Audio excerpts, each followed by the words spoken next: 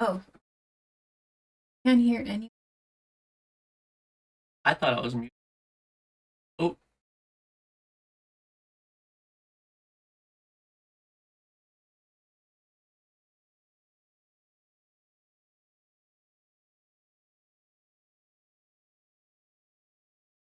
everyone's muted right now. Testing. Hello, hello, test. Welcome, everybody. Oh, I hear myself now. The Twitch. Yeah, we're good. As far as I know. Wait, can we hear Monty though? Hello, hello. Yeah. Okay.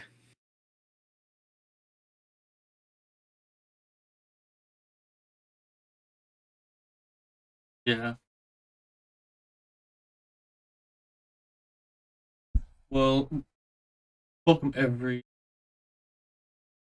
to this weekend. It is architecture. Is so often it is overlooked in what health even means. Often we think about just what we put in our body, but also how our spaces are constructed around us is equally as crucial. It gives you wings. Speaking of, That's healthy, bro. sponsored by no. Sponsor, bro. No free sponsors here. Yeah. We have no sponsors here. That's how we roll. Not yet. But so today on architecture and health, it is hosted by Miss Bane, and she has prepared a slideshow for us and has broken out into 3 parts. Let me some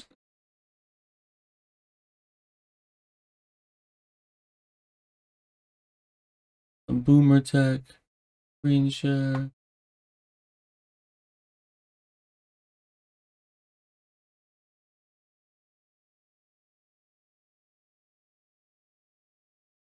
Nah.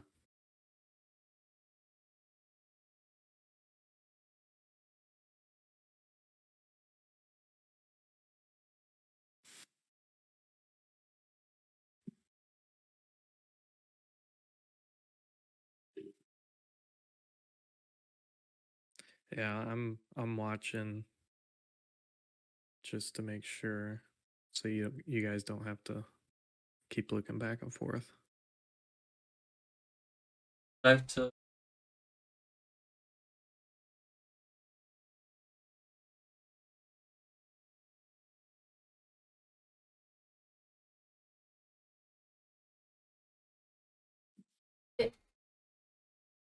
Okay, so I started a bit late. But that's fine. Oh. Good.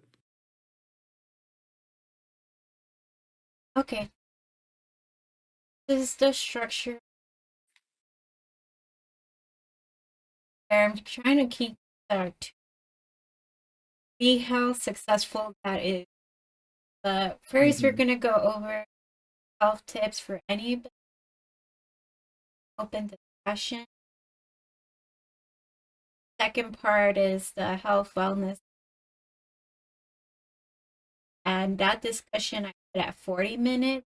It could be longer if the first part is short.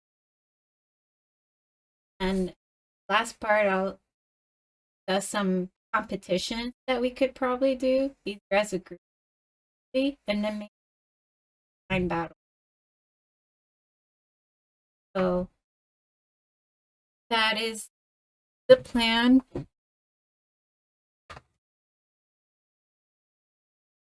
Opening thought: if key for anybody's success is health. How do we serve our health? How can we help health?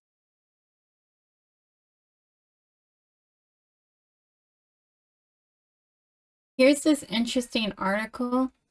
It talked about how So Florence Nightingale, she revolutionized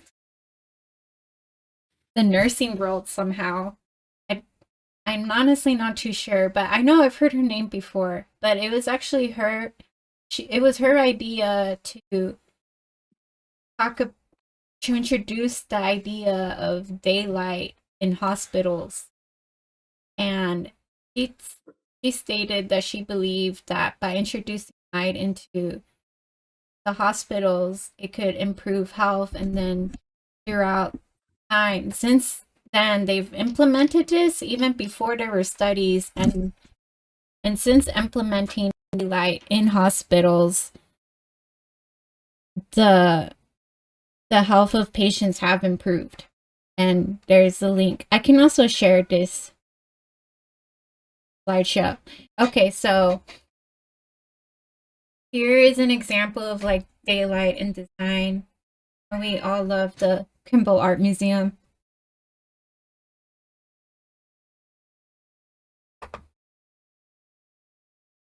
Okay, so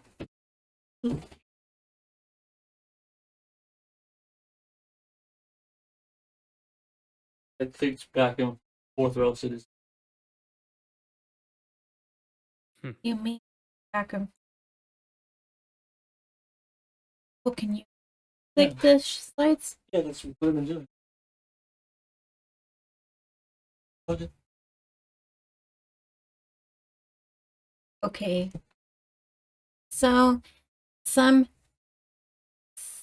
elements about health is that we need to make sure we're taking our water, vitamins, exercising, sleeping, eating nutritious food, and having regular health checks.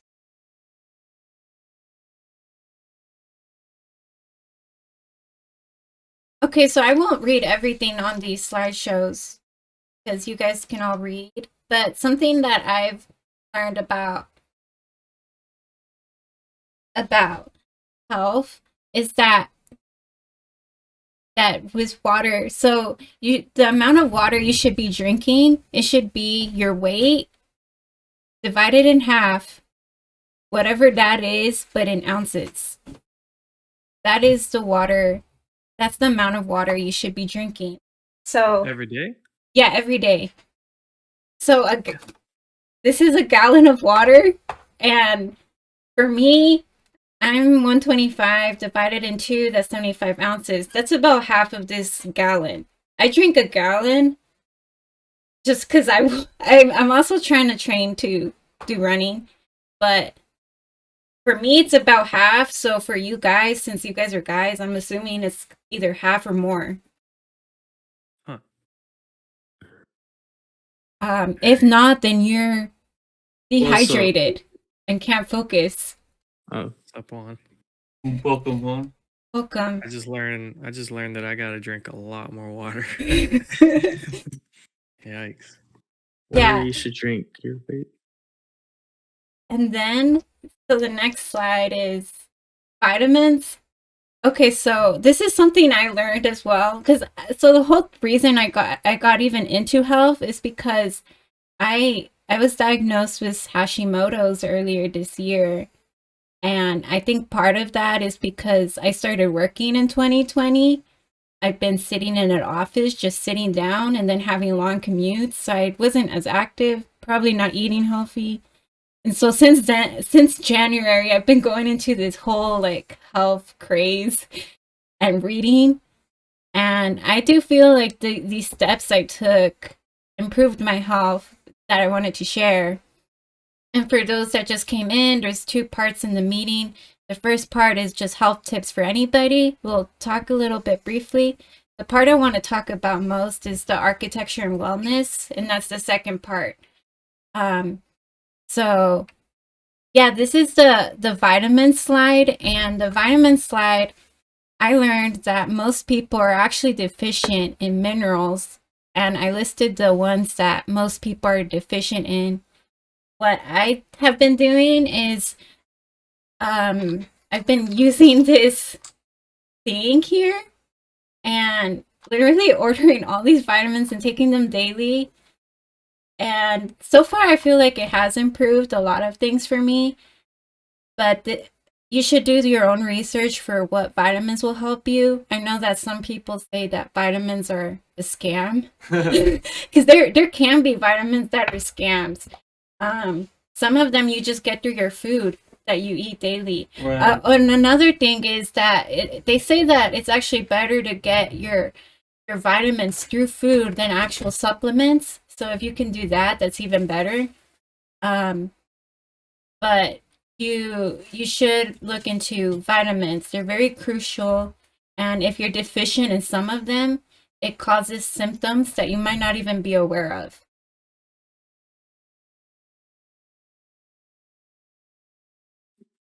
So sleep. We kind of talked about this last time, but adults need 7 hours of sleep. And a tip that I've heard, so I've been listening to David Huberman lately. He's a scientist who works at Stanford, and he said that for optimal energy and to continue a regular circadian rhythm, you should aim to see daylight in the first half hour of being awake.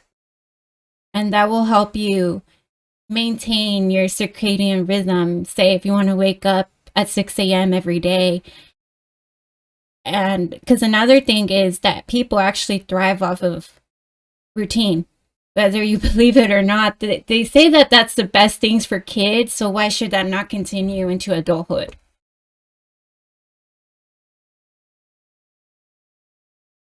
And then exercise. So I know we all work, but you guys could aim to walk every day. Even like 15 minutes is better than nothing. And so, yeah, that's basically all I have to say on this slide. And then food. So, like I was stating earlier, it's best to get your vitamins through your food.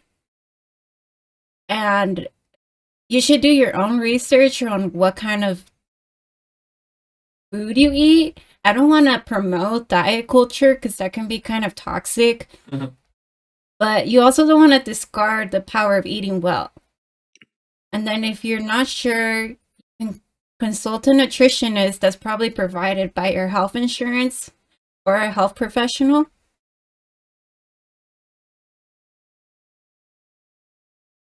And then regular health checks. So I think I want to say about getting regular health checks is that that's how often you should see the doctor for each of those items. And doing regular health checks could actually save you money in the long term because being sick is actually more expensive than you would think.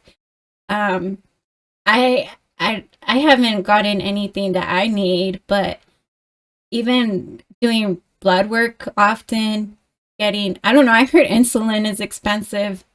I don't know how chemotherapy is, or what is the right term? Chemotherapy. I imagine like being sick is super expensive, so that's just like a huge blow when you're already sick.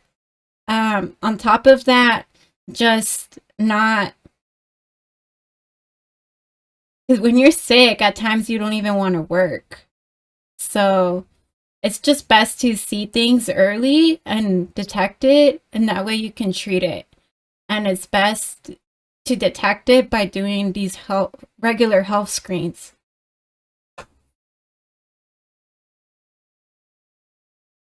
And so, as you might see on this slide, you could prevent Alzheimer's basically by following everything I already said.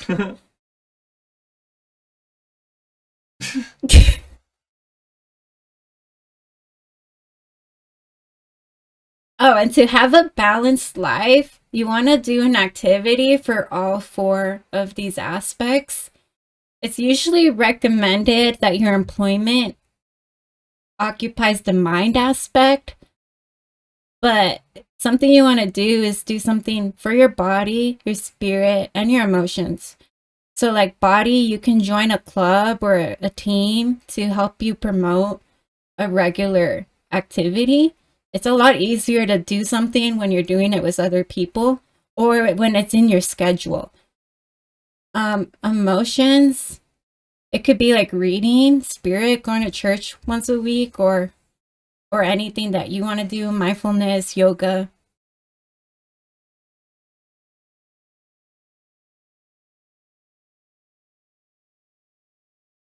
So health tips for working in the office. So all of these are pretty basic. One that I didn't know is that for vision, you should actually be following. I don't even follow this. I found this out as I was doing this, but it's called the 20-20-20 vision rule. So what that means is for every 20 minutes, you should take a 20-foot separation for 20 seconds from a screen.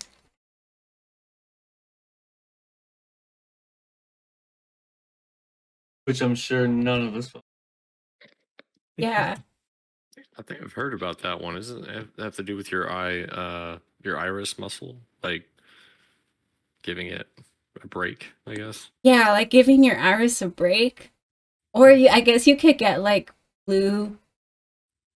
What is it called? Like blue. Blue light glasses. Yeah, blue light glasses that can help. I've heard those are a scam though. I'm not positive on. Do you know why it is a 20-second and not like 3 minutes or 4 or so? Because it's catchy. Yeah, maybe because it's catchy. I don't know. Honestly, I was actually I wasn't like aware of this one at all. I was like, oh well, yeah, I guess it makes sense if you want to protect your eyes somehow from My understanding wavelengths. on that one. Sorry, I keep speaking over you. From my understanding on that one, it has to do with the distance. Your eye is like a camera lens, so if you're focused at a specific distance for 8 hours every day, it can get really difficult for your eyes to readjust to other distances, which can cause wrecks and on the highway and a bunch of other issues. Yeah, so it's just about like, taking your care of your eyes in the long run.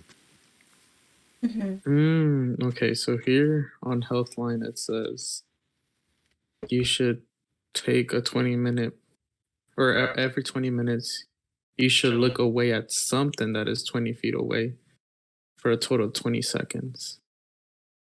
Yeah, so it has to do with that distance there, where it's like at least 20. When I was in the architecture building at Tech, I would periodically look past my screen over at my vehicle in the parking garage across the street. I could see through the window, and I would just try and stare at it for 20 seconds or so. But Yeah, I imagine the same applies also for like cell phones. I know some people might do like doom scrolling. That's not good at a certain point, obviously, but also like your eyes. So like when you're taking a break from looking at a screen, it doesn't mean take a break at another screen. All right, so this means we should have taken a break already, guys. What are you doing? Yep. All right, 20 seconds, guys. Look at something 20 feet away. Go. Hey. I My need more house. room is too small. Yeah. Yeah, Outside. What's we're wrong too with poor for that? this rule. What if It's I the pull up a design. picture? What if I pull up a Picture of picture of something 20 feet something really far away? That doesn't Think I work. can That's not how trick that my eyes? works. It has to actually be far away. All right, guys, Yeah. we're becoming blind. I guess we're not gonna pass this one. We'll try again in 17 minutes. And so I guess like this, you can apply both of these tips, both office and work from home, to both scenarios, honestly. Just like working from home, you don't have a supervisor looking over you, but you still want to make sure you're following a routine because that's what's actually best for you. People don't really function well under chaos. So it just suggests like having a nice workplace that's stable. Juan, I'm gonna periodically stare at you for 20 seconds at work now. We're more than 20 feet away, bro. I know, even better. So less time then. All right. I'll just stare back. Synchronize it. Stare deeply into each other's eyes. Yes. Yeah, that'll do it. Good. As deep as possible. Okay. So Yeah, and so like how do you do all these things, especially if you're following the 4S or the 4 elements, which is body, mind, emotions, and spirit? How do you follow that? Well, you would have to create a routine, and you can create your own routine, use whatever tools, have fun with your routine, but the point is to create something so that it sets you up for what your goals are. And because having blocks in the day for certain goals will help you, even if it's like 10%, will help you in the long term. Because health should be a priority to help you feel energized throughout the day and be productive.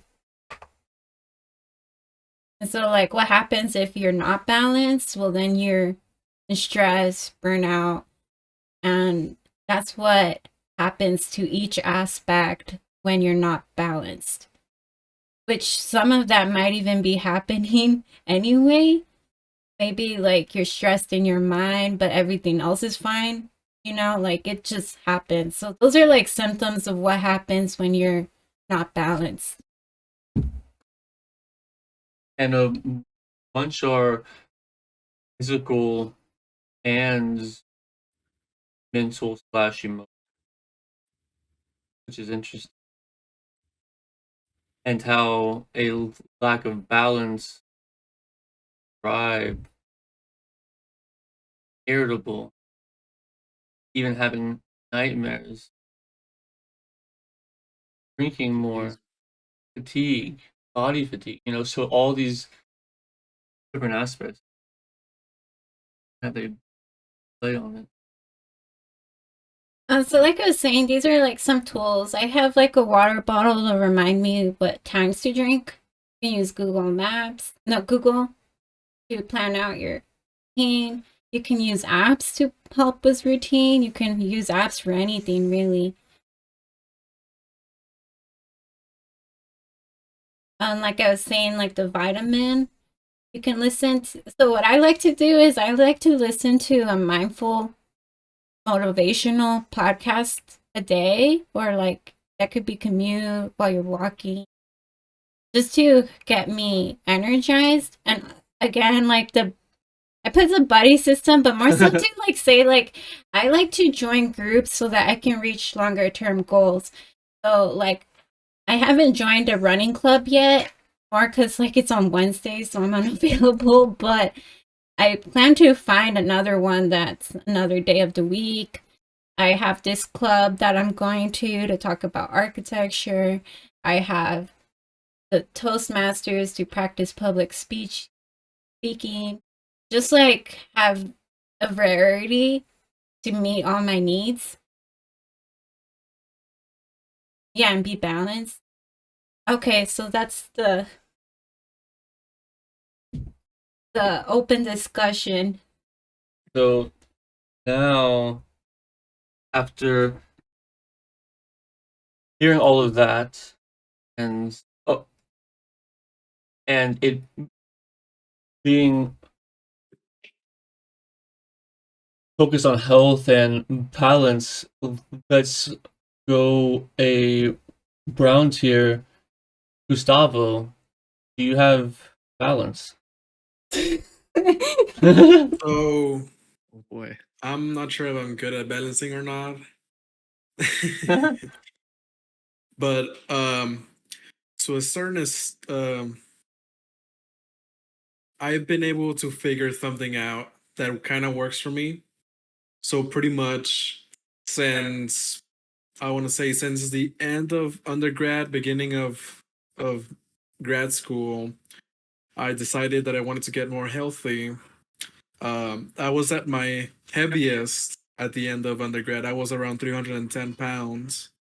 And then I said, I need to figure something out. I can't be doing this because when we went up there when we went on that trip to New York, I was having a hard time walking all day, and I was super tired at the end of the day.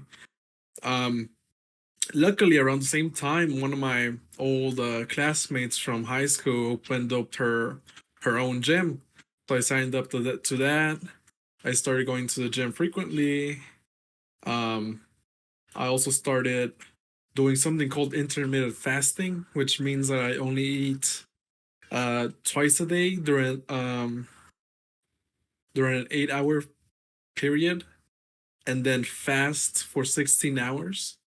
So pretty much what I do is I have lunch and dinner and then fast throughout the night until the next day for lunch. So going consistently to the gym, doing the fasting, and trying to eat more healthy as well. All of that's been contributing to me getting healthier and more fit.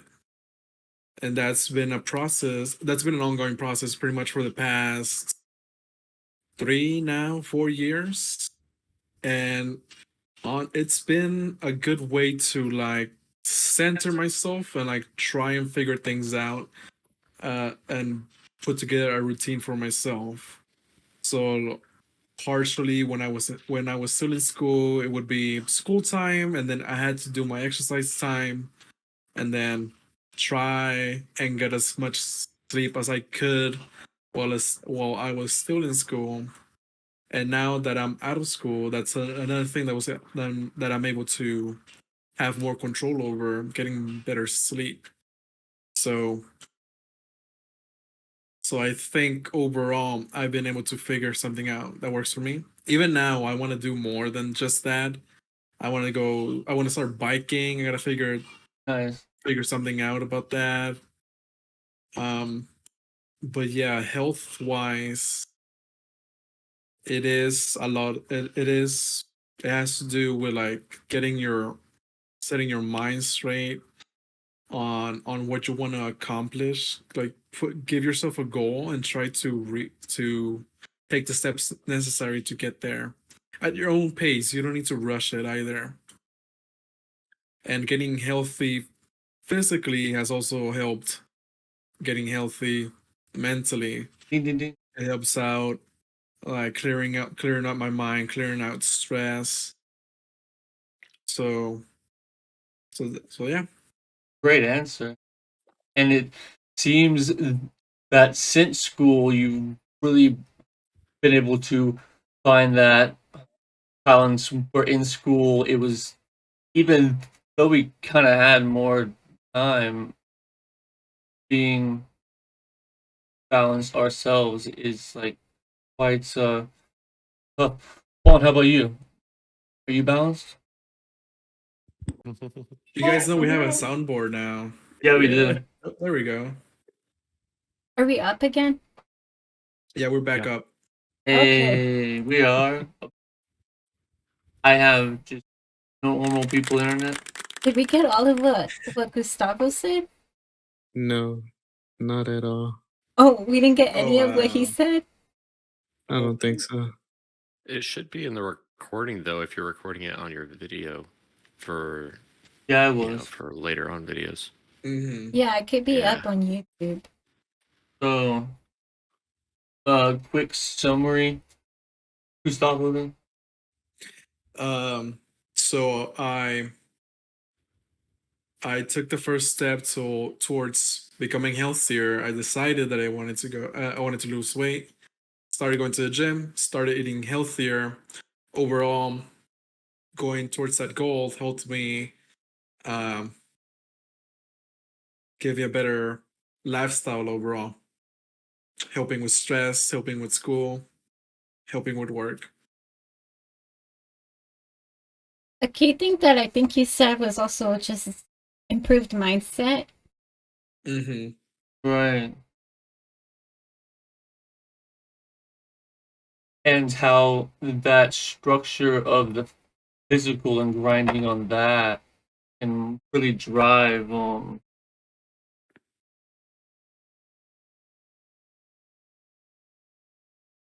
that mental strength as well. And it was more getting the physical right first that drove the mental. And so, Juan, how about you? You balanced? Well, I guess it depends to who you ask, really. But if you're asking me personally, no, I don't think I'm balanced. Um, not that I'm completely unbalanced, but just that the balance that was presented just now, I'm definitely not that. Cause I mean, I feel like I'm not a slave to my work. I feel like I get to go home whenever I want. I feel like I get to see my girlfriend when I can. Go do activities at church or outside activities that I'd like to do. So in that aspect, I feel pretty balanced, and I guess it's just starting to put these small practices into use in my visual health, my personal uh, body health, my mental health, my spiritual health, and that I need to just do these small exercises that were talked about to truly become more of a balanced individual, or shall I say, more of a healthy individual in my profession. But I mean, back when I was in school, I was definitely not balanced at all because I would sleep maybe four. I mean, I still kind of do, but that's just because I'm used to it. But I'd sleep like 4 or 5 hours max. So like pull all nighters, go to work, and go straight to school, and then stay up all night, and then go to school right after and whatnot. So back when I was in school, yeah, it was definitely very unbalanced. But thankfully, I was able to push through. But it definitely affected me afterwards in my health and honestly in my own personal being. Like I would be a bit more cranky, a bit more hesitant to do things. I would be honestly down on myself about lots of things. So it did affect me later on. But just getting back into like what Vanessa was talking about in a routine, it started helping me out, get out of that funk that I was in from school. So yeah, I guess what I gotta say is just getting into that routine really helped, and yeah. Right, I wonder why school didn't really give us that. But that's more of a whole other discussion. Tyler, how about you? Do you have balance? Definitely not. There are so many aspects. I definitely need to stare at one a lot more at work, and I think no, I am very Call HR. yeah, please. No, I have a very addictive personality. Part of that comes from my ADD. There's a lot of I could go through and explain all the chemical reactions that are happening, but I wouldn't do it very much justice. But essentially, like for the same reasons that a lot of people drink, or a lot of people will do things that are like dangerous to themselves, addictive, dangerous things. I have very similar things, and a lot of people with ADD do as well. Now, fortunately for me, none of those things are, hard drugs. None of them are even just drugs in general. Really, none of them are like substances. Most of it is just that I have an addiction to Phases, mental like interests. I don't yeah interests, puzzles, things that give me I don't know satisfaction, gratification, instant gratification. So you know I like to like multitask, and I get messy with things like that. I like to have a lot of projects going. I don't like to sleep around too much, and I don't like to. I like to stay busy, which is good for my other health, factors. It keeps me occupied. It keeps me out of my wife's hair, but Huh. definitely doesn't go well for my budget, and it definitely doesn't. And that in turn hurts me emotionally a little bit. You want to be able to do the things, afford the things you want to do, and so when I see a problem, I kind of overkill. For instance, I just finished fixing my truck earlier. That's why I was a little late. Spent probably $200-300 on it, and I was doing almost the same thing about a month ago in a different thing on the same vehicle. And instead, if I just save that money, I could just buy a new vehicle. I would have to deal with all that, but I like the challenges that come with it, and I'm so addicted to them. I can't help it. Yeah, so I get things done a lot, but I don't sleep enough. Definitely don't. When I do sleep, I dream about my job. Dream about. I figure a lot of problems out that way, so I'm still working in my sleep. Yeah, I don't know. I just can't really. I never was able to shut that off. So. Well, they say the first step is awareness, and then there's 11 more. No, but So, it's would you say that you're a workaholic? It's not work for me though. It's like, to me, it's like I'm just living my life, and other people are telling me that I have problems, and they're right. They're right. I suppose. Bro, step one, awareness. You're a workaholic. yeah. Yeah, because it JK. sounds like I you're a refuse. workaholic, maybe not for work specifically, but other stuff. Well, yeah. There's been times in my life where emotion has come over and like taken over more of me at the time. When I used to work out hard, that was purely out of anger. But at least it was channeled. So I like to channel my energy. I don't like to waste time. It's a chronophobia. So the fear of Chronophobia. I've never heard of that except in like old people. Yeah. Feel like- Chronophobia, yeah, it's in some way for old people, they're running out of time, but for me, I'm no different actually. I actually did the math. So this is going to sound super depressing, guys, but I've done the math, and I figured there were roughly, I can't remember how much it is now, but I figured out how many days I have left until I hit the age of 85. Because on average, that's roughly around where you'll, take the bucket. Wow. But I want to do something, and I only have those many days before I got to do something that's gonna matter. I guess. Wait, how many days is it? Yeah, it must be I interesting. can't to remember begin. now. I stopped checking because it's not healthy. Right. But chronophobia is a real thing. I had a lot of existential dread that spurred up during the pandemic because I was home alone too often and not talking to enough people.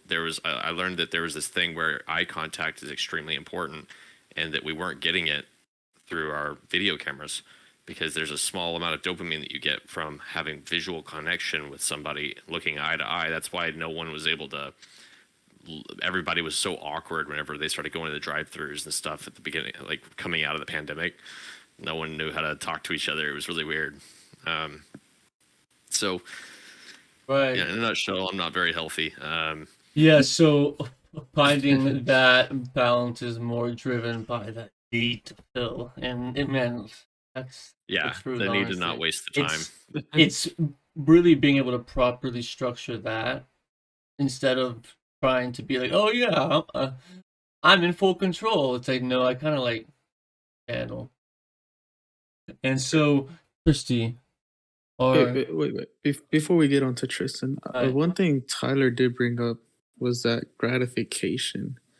It had me thinking, like, how many times in architecture school or even in the profession do we overwork ourselves for that gratification of being able to get it done? Yeah.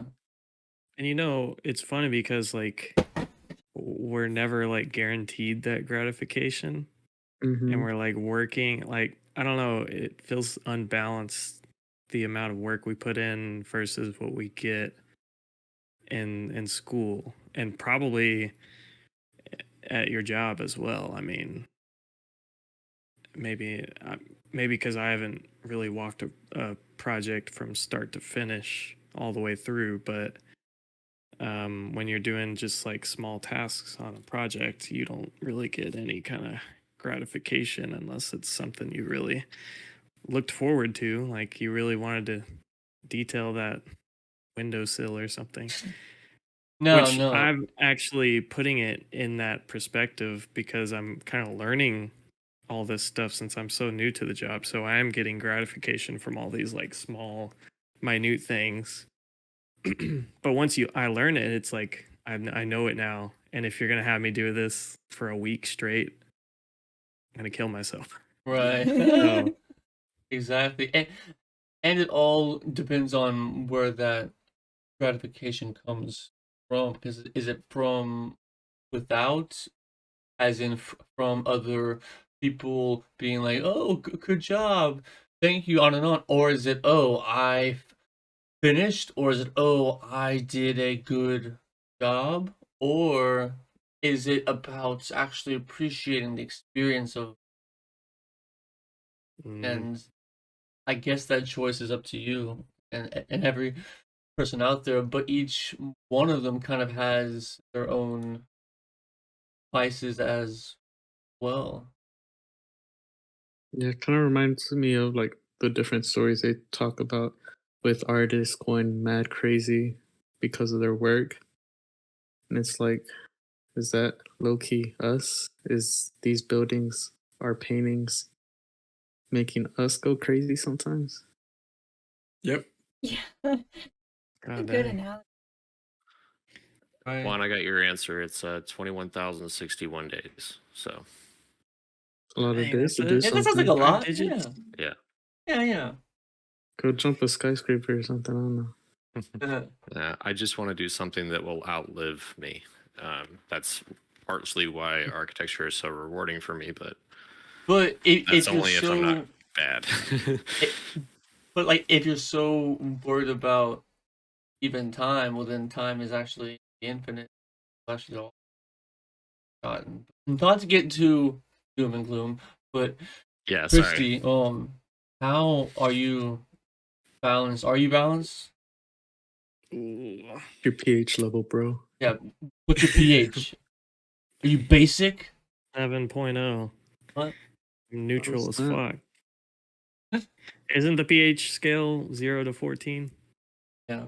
Do I remember that correctly? Or 12. Or is it 12, something like that. 14? So when Tyler was talking about his setback, it kind of felt like when someone asks you what's your like at a job interview, what's your biggest weakness, and you somehow phrase it into like something that is still good overall. It's like, oh, sometimes I overwork myself. And it's like, oh man, it sucks that you overwork yourself. Come work for us. But no, I'm sure like especially I have a brother with ADHD, and that's I mean it is an issue to be just constantly on the grind of whatever it is that they're set out and doing. But I think I'm kind of on the opposite spectrum where sometimes maybe I have a lack of motivation to do something. But balance wise, I felt like maybe I was at my most balanced self, maybe like the end of undergrad. And that's because those 4 factors that you had, Vanessa, was it physical, emotional, spiritual, and mind?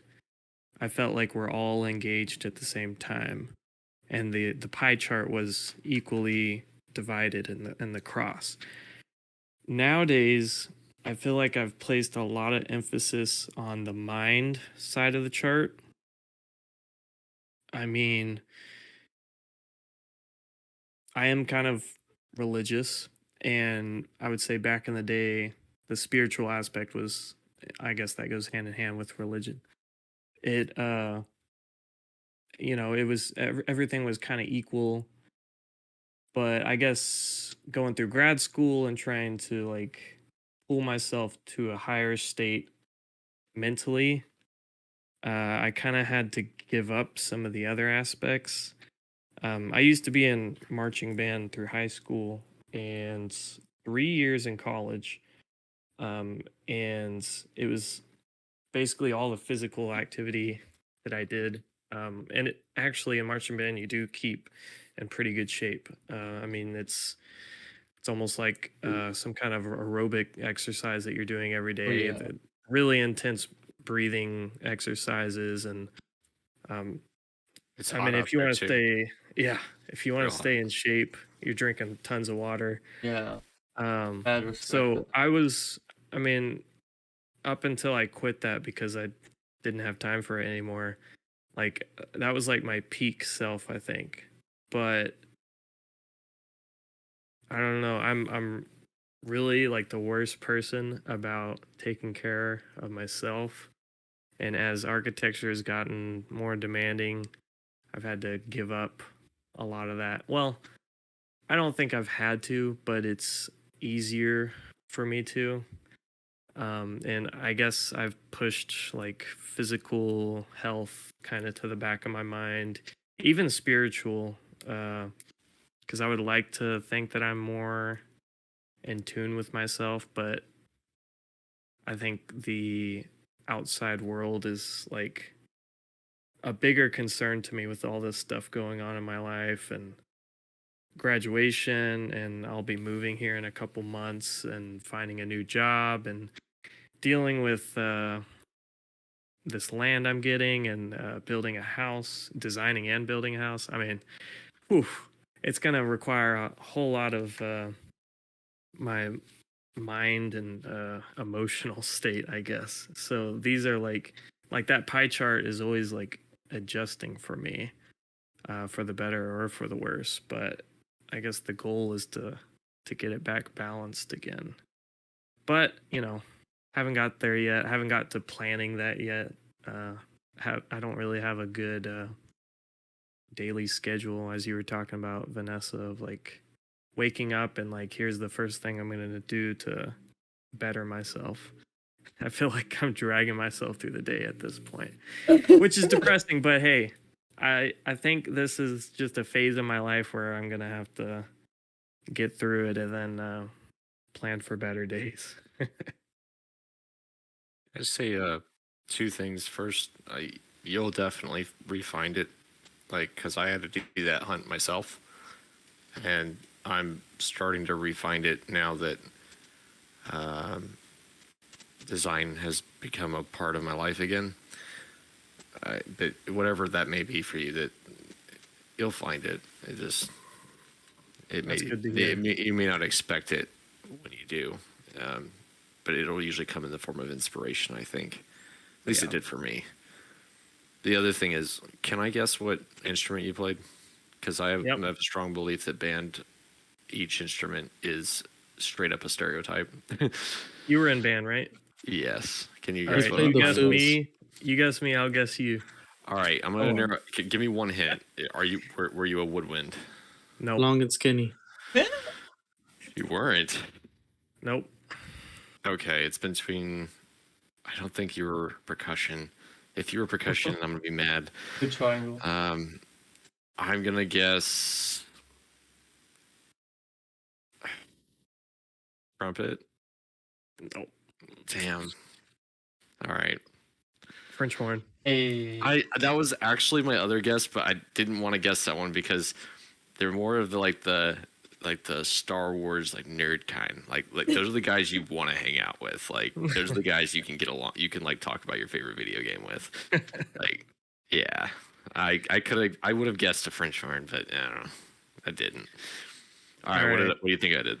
You have to be trumpet. Oh, Trumpet you think or I'm an percussion. ass? No. It's just like this. Hey, bro, I don't chill know. with the I ass, feel bro. like I've literally had trumpet friends, Sorry kind about of to like put that you. out. The trumpet people are cool people. Trumpet You or play percussion. trumpet? They're Uh, literally the best. You play trumpet? I Yeah, I played. played it. Did? I played trombone. Oh, So- okay. So we were the doofs. No one. Okay. Trombones were always like the Redditors kind of. Yeah, it's just straight up me. Like that is exactly accurate. The memers, you So, know. Yeah. what is the stereotype for tuba? Because my high school best friend played tuba, and I'm curious. Oh, well, in my Big band, boy. No, Tuba's my like band, you go ahead. at least in my school, I don't know, like he did They were drum kinda corps memers. tuba, not just high school bands. Like you Well, could I goof mean, I around know- with them. college. I mean, typically they are bigger guys. Yeah, I know they're- that's like, I mean, you No, see yeah. a big tuba and it's like, it's got they're actually bigger guys. They're like a lot more calmed and relaxed, but they're still memers. I think they Yeah. work with Yeah, the trombones, but memers. the trombones are like Yeah. wild. Yeah, in oh the yeah, back, for always, sure. joking My around, get in trouble.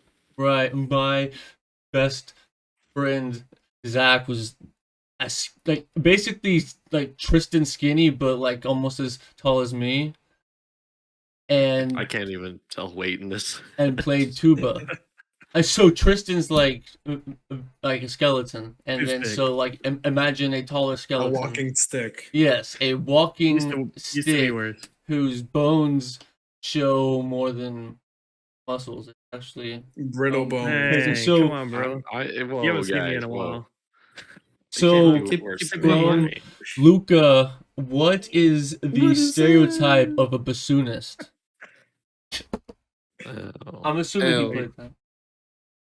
Just dude. Okay, What's the stereotype of a bassoonist? yeah. Is there even a bassoon in There's Washington? so few of them. They're It's like- hard to get a read. They're like the weird, Yeah.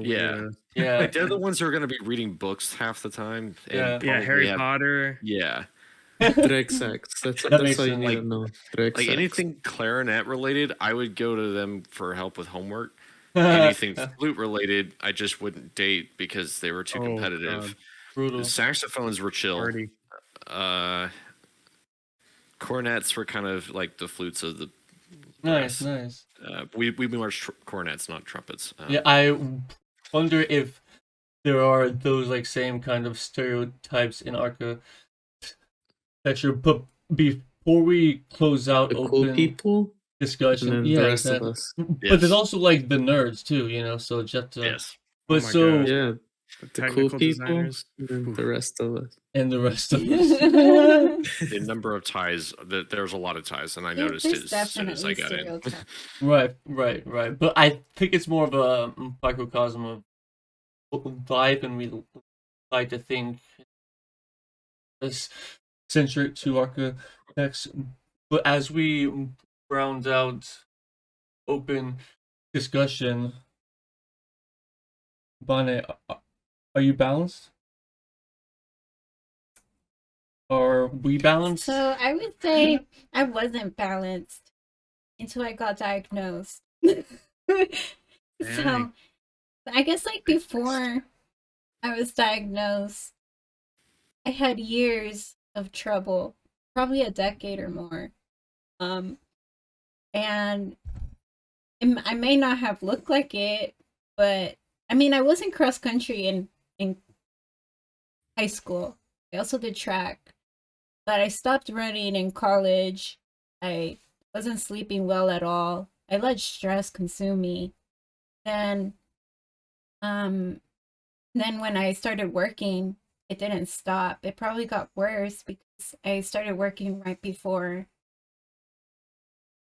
2020 and 2019, and then it's been just a lot of career changes in 3 years because I had like 3 jobs already in architecture. It was pretty stressful, but I got diagnosed with Hashimoto's earlier this year, and they told me that was my diagnosis. I can't eat gluten. I didn't even know what gluten was. And then I realized it was like all my favorite foods, like pasta and pizza. I went gluten free And I for was like like, a oh week. my God, I So can't hard. eat this. Yeah. And, Possible. and then I cut that out and I was still having issues. And then they were telling me you need to stop being stressed out. And they said that stress is highly correlated with my illness. So I was like, okay, how am I supposed to stop being stressed out? So I don't know, like since then I've been doing little things. Just drinking more water, trying to sleep more. So what I think what helped me get through is I feel like now it's been like 5 months since then. And since then, I feel more balanced than I was. I feel like I look healthier. I feel healthier. I still struggle. But something that helped me get to the other side, or starting to, is really routine. Because sometimes I'm like, okay, this is the time I had for this. I'm not done. Oh well, I have to move on to the next one. And then try my best there. If I don't finish again, I don't finish. Then try again tomorrow. And since then, I think that helped me a bit. How about you? Right. It seems that routine and having a schedule and even long-term goals is the theme for all of us, or just being gripped by our personal selves. Um, Are I, you balanced? I feel I'm the most balanced now, probably ever have been, largely to you and us Aww. trying to like structure our All right, we can lives. stop the stream here. Yes, please. All right, bye guys. Wow. Good night. So where do we get one of those? Yeah. Yeah, so I've largely just gone with the flow or been just too hyper focused and tunnel visioned on a goal that I can lose other aspects. And college helped round me out a bunch, but it still forced us to have our own routine mixed in with the college schedule. But now out, like the schedule is so same. The hours are pretty much exact same, and it's over a longer period of time. That okay, like in school, I would think, okay, I have 3 weeks. How hard can I push it, but still sleep?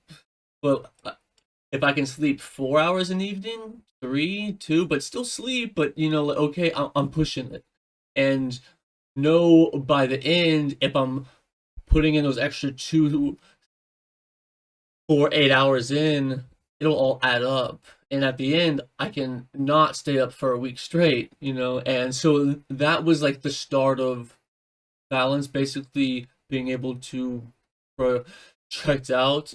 I'm pretty sure it's a Jordan Peterson thing of if anything stressful, just fan out as far as you can deal with.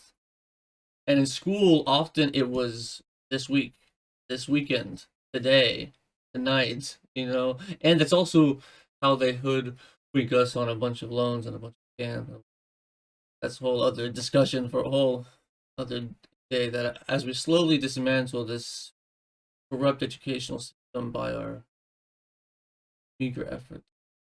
Now, but I've found more balance now, but also I find where I am gripped as Tyler spoke to of like I kind of just need my brain like to pop, pop, pop, pop, pop, just on chewing on something And then if I'm in like a project black hole of like, okay, I finished it, but then now what? Or more common to me is, okay, I started it, and then now I want to start something else. You know? And so it's also been about like truly rounding out whole projects as well. But I'm 30 now, so I'm trying to be like as adult and balanced and structured, trying to over the next decade, over the next 3 decades, over the next 22,000 days or whatever it is, like how can that be optimized in the long term? And I know that stressing out or putting extreme stress on my body as no sleep, which led me to like falling asleep at stoplights on the way home, just like it's no bueno. But so how about rounds out our open discussion? Part 2 is more about Wait, closing thought, Tristin. yeah. Vanessa, please tell me that you yell at Monty like David Goggins. Get out there and run! It's actually the Come other way on. around. Oh shit. Yeah. Take I'm a laugh. Well, the I'd say it's equal. I don't Yeah, think I've it's ever pretty heard equal. Monty yell. what? Monty, you're like a gentle giant. No, bro. That's what you think. How, Has he how ever hard? gotten angry at Of all? course, yeah, bro. If I've I'm seen you irritated, but if I'm anything, Blink I'm an twice if you Aries, need bro. help. No, I'm joking. Yeah, he doesn't even like astrology. Yeah, but I hate, but that's the easiest way to convey it. because I- the Aries are like fire signs, Yeah, and they like explosive. I'm more put it. I have a god of war constantly brewing inside of me. Jesus. Oh, wow. You're like that that other thing that Jordan Peterson said, where you have to be you're supposed to be a monster, but under Right. control. Right, Yeah. exactly. Yeah, I'm the same way. Right, and through that routine and through wielding it rather than having it wield us.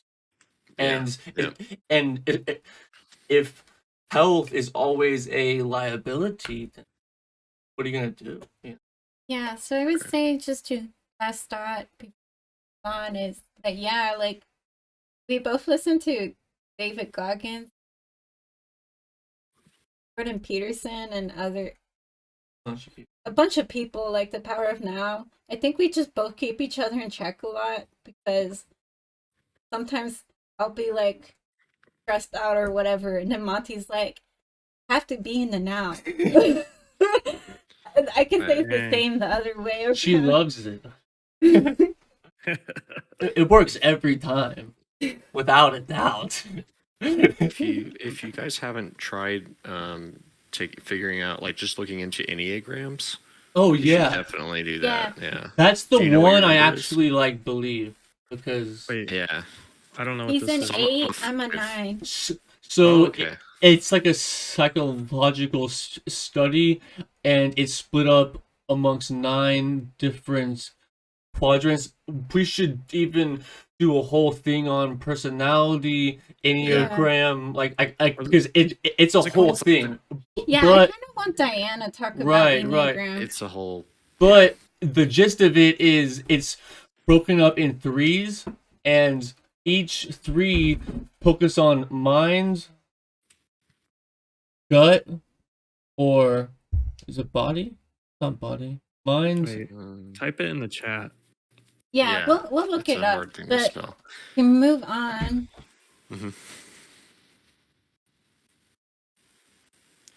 I'm gonna keep doing the ADD stuff on my bad, guys. So just keep going back on track. Just like hey, here's a thought. Alright, so on to part 2. Okay, so this part I'm gonna talk about just the importance of wellness designs. So we just talked about just overall health. And for this segment, like for the last segment, I just talked about what's good for the human body. I mean, for us as we're architects, as well as like knowing who you're designing for and that they require the same needs. But yeah, so the importance of wellness design is that so the average person spends 90% of their day indoors. So they interact with buildings constantly, and buildings influence them more than you would think. So with wellness, it kind of goes back to a little bit of what we talked about before, just that the way you design should encourage physical activity. You should get daylight and fresh air, have universal access. They don't need a stressful environment.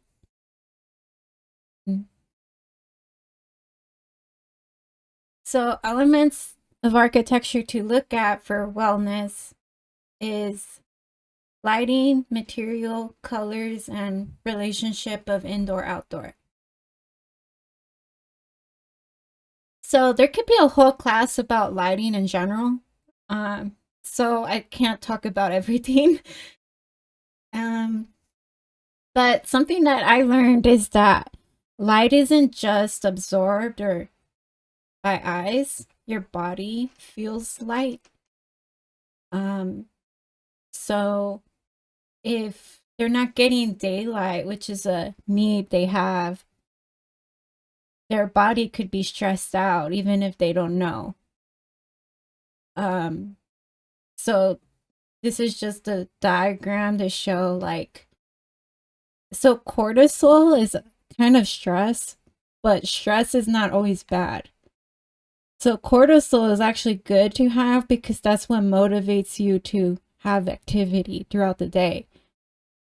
So it's active throughout the day, but then at night it's low, and then that's when melatonin is above. But with light, you want to focus on meeting biological, emotional, and well-being needs.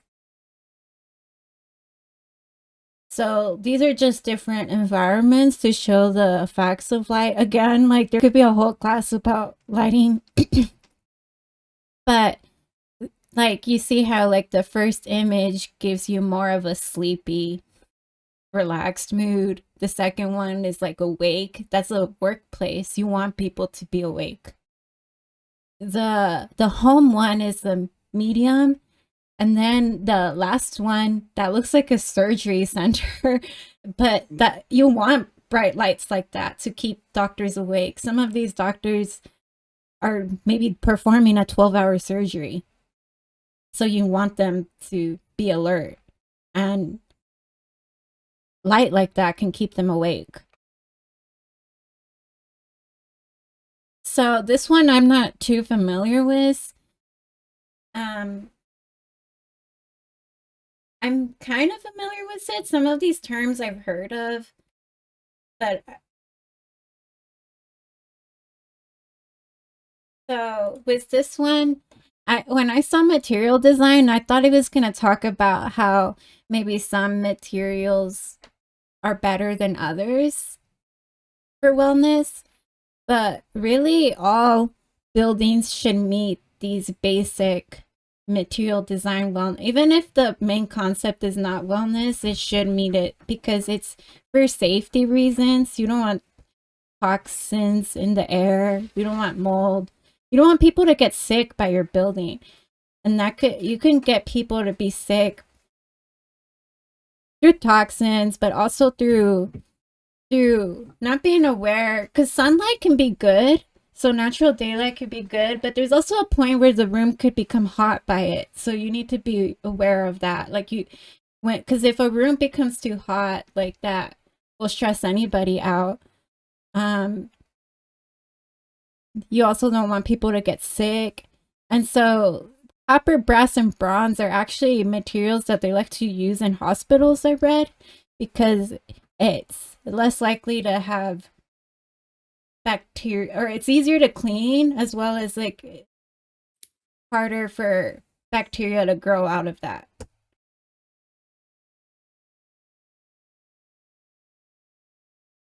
Then color. So there's a lot that could be said with color. There's color therapy that could be used in hospitals, hospice, homes, wherever. And each color means something. It's very sensory. You can also create spatial illusions with color. So you can do that, for example, by making a room look larger than it is, or smaller.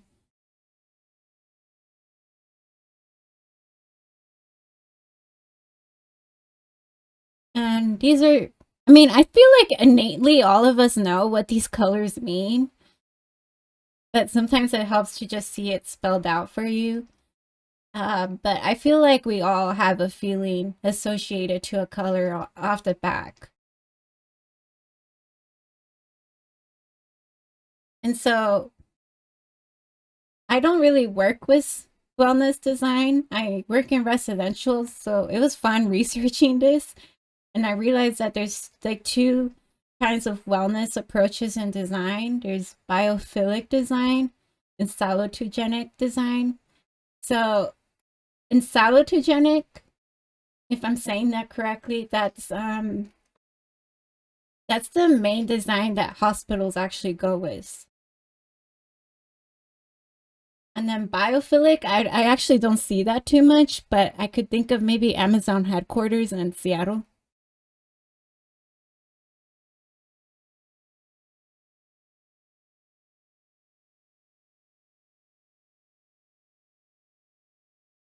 So you can kind of tell from the pictures, but basically biophilic design is like nature. It could be in the space, of the space, or just analogies. So like forms that look like nature.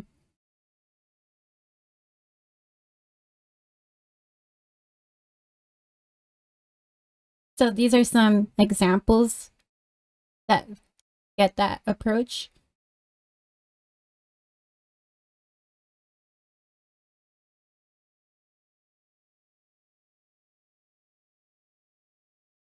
And then salutogenic, it's more about psychology and neuroscience.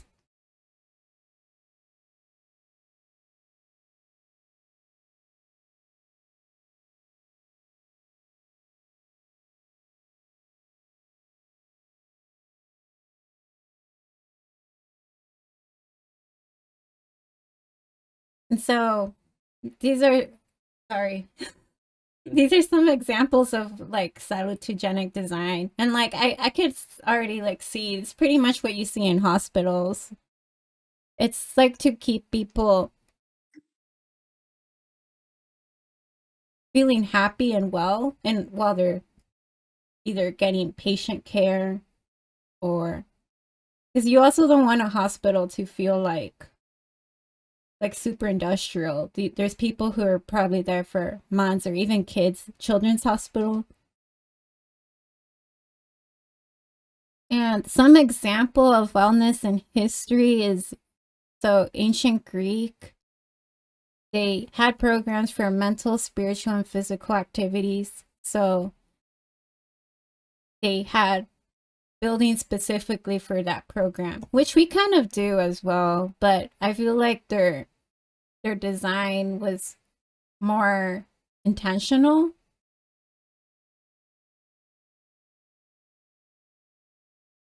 Romans did light, wind, and water. So like this is an example of a bath. So people back then would gather together and just swim. Probably pretty gross. But they would, it was like a community bath. And then there's the Eastern methods, and which I should be familiar with this since it's said a lot. I'm not really, but I know that it has to do with like the direction. Know more about it? No.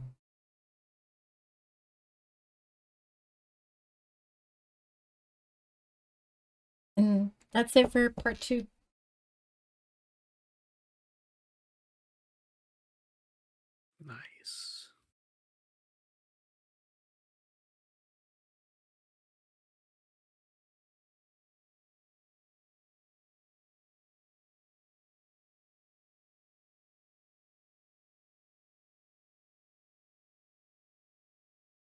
which part stuck out to all the most? And in our era today, are architects doing enough focus on health, mental?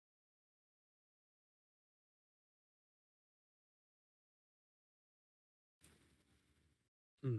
Anybody want to go first? I can Loaded. call on y'all. Anybody Please no, itching? teacher. I feel like Tristan has something to say. Yeah, Tristy, go. Well, I was gonna say that's a loaded question because Oh, okay. depending on the sector of design, your only focus may be health. Like I work in senior living, and our main goal, like at every point of the design, is to make sure that seniors are comfortable and safe in the space.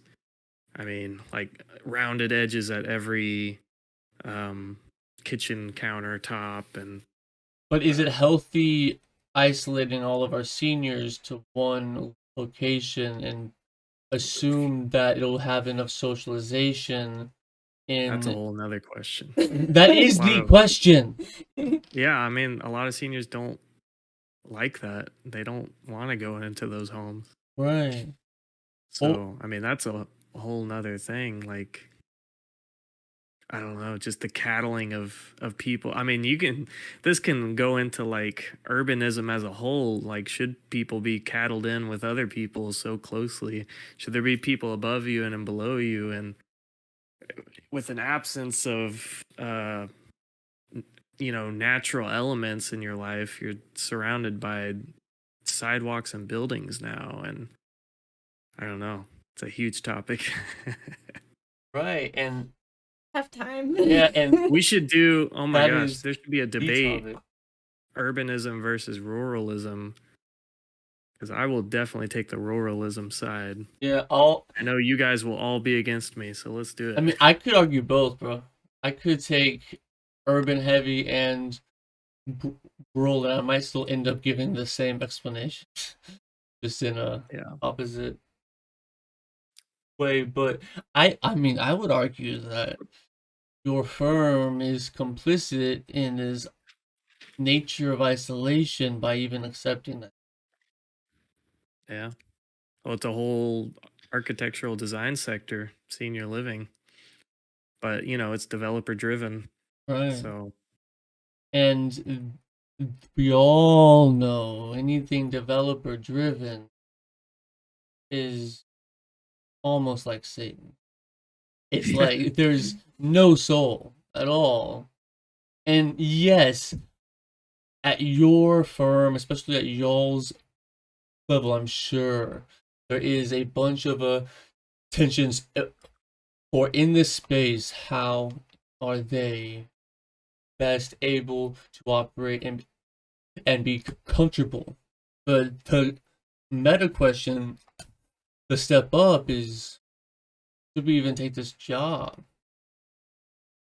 I mean, it's kind of like don't hate the play, hate the game. If Satan's Oh paying you. wow. well, I But- mean, it is going to be a challenge if you're working with a developer who has their mindset on something, but is the choice to not take the job or take the job knowing that you are the better architect with the better moral compass? I mean, that's what you should kind of think about yourself. Not to be arrogant or anything, but you should believe that you are the highest moral compass and you're the best designer that you know.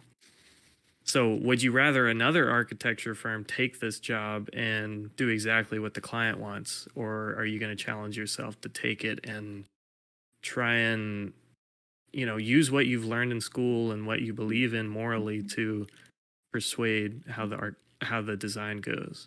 But how much of now is just doing whatever the client wants? I mean, that's lot. Okay, well, 99% of the field. Let's dial this back. Okay, so if we want to continue to have a role in society to get buildings. You know, the money never comes from us. Otherwise, we just build whatever the heck we want, and it'd be great, right? But it is never. It's never been our duty to build what we want. It's we don't build for us. We build. I mean, just like this lecture is saying, that we build for others. You know, we are creating spaces for others to occupy, for others to inhabit and make their own, and to feel the way that they feel within those spaces based on how we design it. So, you know, if there's not that relationship with the client to begin with of trust, mutual trust, then either you're not getting to know the client well enough, or you probably shouldn't have that. You know, you might not be the right one for that job. And there are other architects that might be. Doesn't make you a bad architect, but it just might mean that you're not seeing eye to eye with that client, and that's fine. But at the end of the day, if they're shelling out however much money, or if they've spent, you have to see it from their point of view. You know, if they've spent their entire career raising the money, getting the votes they needed, you know, this might have taken years for them to get a bond put together, or whatever it is that they're doing. I say bond because we're in education. To finally get whatever it is they needed built, and then you come along and say, yeah, I have, you know, you're coming on as a designer saying, okay, well, I have this vision for it, and I want to do it my way. Nothing's going to stop them from firing you, you know? Like, at a certain point, you have to have that relationship. And to answer the other question was like balance. I think, you know, how much do we care? Well, it depends. It's balance. You know, you gotta. It's the same thing for this. You know, you have to. We do the same thing in education, where, you know, some of the slides you were showing looked very, very similar to some of our work. Not that sounds very pretentious. What I mean by it is what we strive to make some of our best work is what I can say, not our worst work. Whenever the budget is there, and whenever we can, we try to make our buildings as inspiring as we can, because these kids, they're gonna grow up and be us one day. You know, they're gonna make their own spaces. But if it means, you know, if I have to sacrifice having beautiful louvers on the outside of my building like I did last week, in order for the kids to have, or whatever, whoever's occupying this space to have the proper amenities that they are required to have, then yeah, it's a no-brainer, you know. So it's just about balance.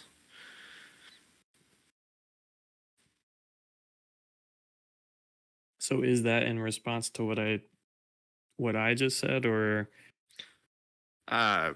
mostly going off from what Monty's saying about, you know, the question.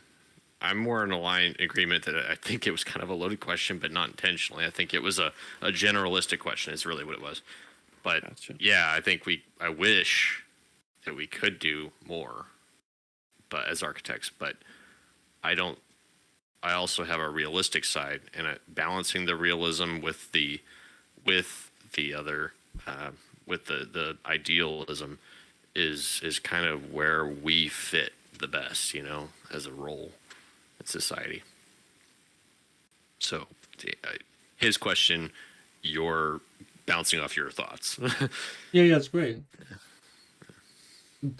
Gus, what do you think?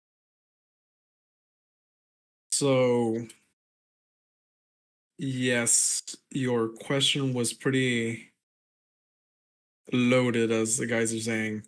Thank you. But I'll be here always. but answering it based on what we just saw, as an architect actively participating in an existing industry, we got to do the best that we can to provide the best environments for the people that are going to inhabit our projects. For example, this is a bit of a a side note that I wanted to bring up. There's this book about Mexican modern architecture that I read a couple of years ago. They were talking about how the um, Department of Health that was built in the early 1900s in Mexico City was designed in a way that made it familiar for the indigenous population of Mexico to actually go and get checked up at the medical facilities. A lot of the exterior work, a lot of the facade was made out of volcanic rock, similar to the volcanic rock that's in the mountains, the hills where the indigenous population lived.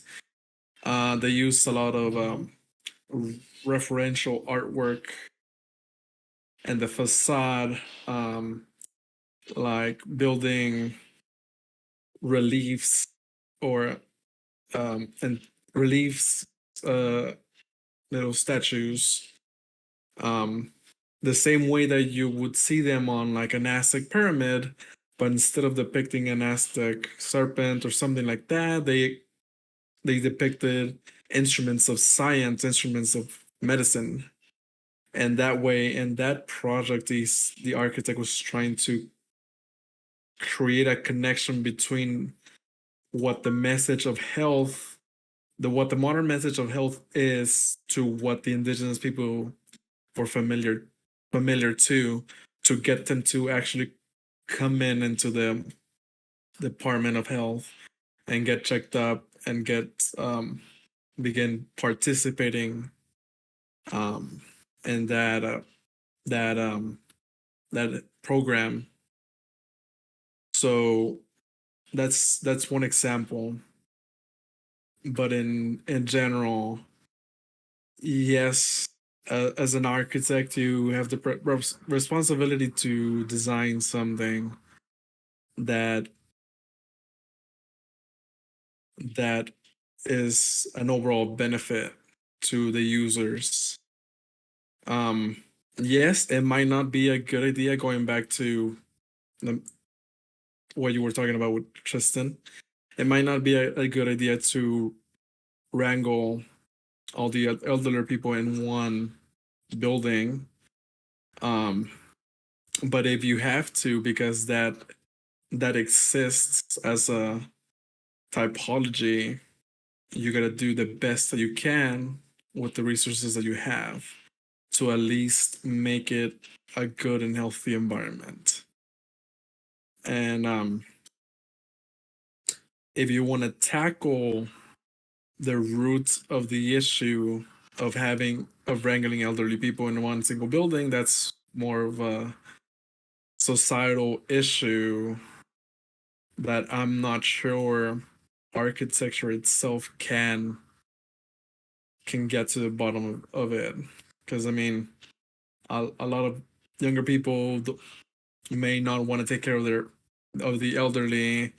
There's other issues that might be part of that.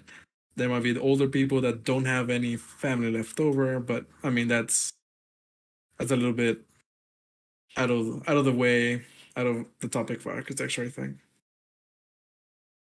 Yeah, that's kind of what I was trying to say, is like that's a whole nother topic for a bunch of people, like politicians and the old people themselves to, I mean, quarrel about themselves. And as Yeah. Yeah, And as a whole, do people want to live with each other? right, and I think it's more about just giving people options rather than forcing them to fall or ties. Better. Yeah. I mean, you also got to see it in that way of the actual facility that is running it. Like, none of us want to go and take care of the elderly. We're not going to leave our jobs to go do that. And how many people are actually doing that?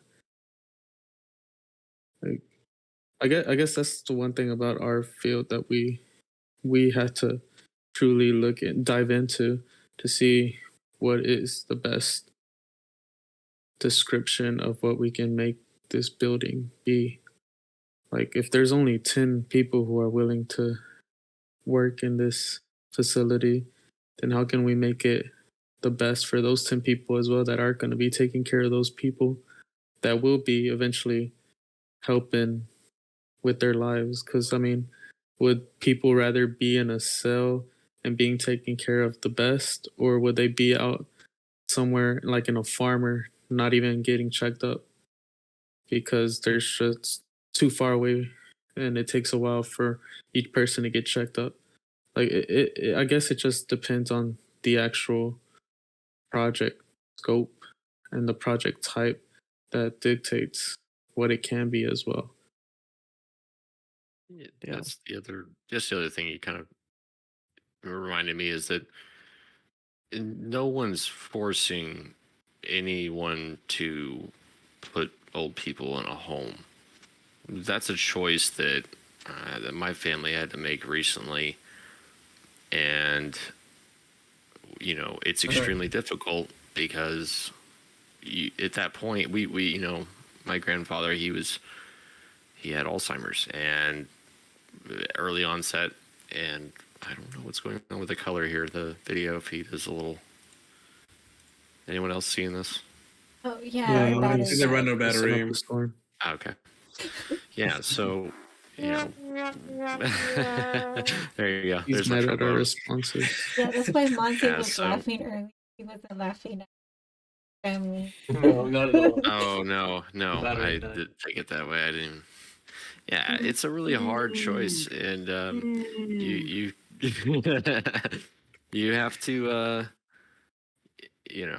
if they're in that home, it's because I can say not for every family, but for a lot of families, it's because there is no safer place for them. They are in a point in their life where they're almost in hospice, where they're like pretty much like they need 24/7 monitoring, Right, I think by professional care. So right, I think that's a different discussion because hospice is not meant to be years. no, I mean, yeah, it's yeah.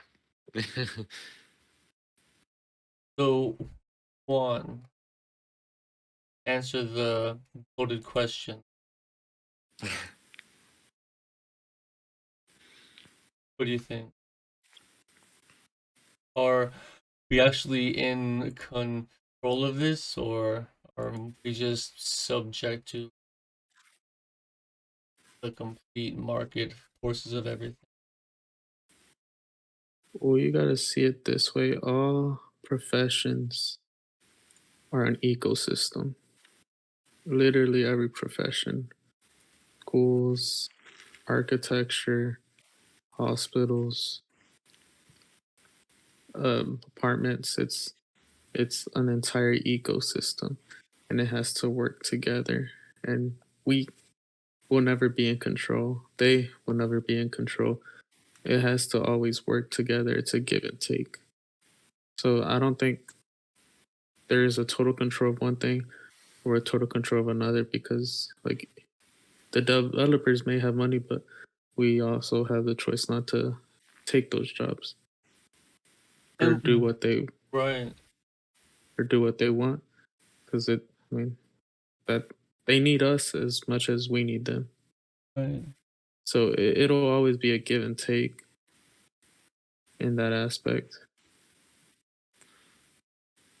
What do you think? And like I was saying is like, as designers, I mean, we go to school for 6 years because we're supposed to come out with a responsibility, and being a professional means that you should profess what you've learned onto your client.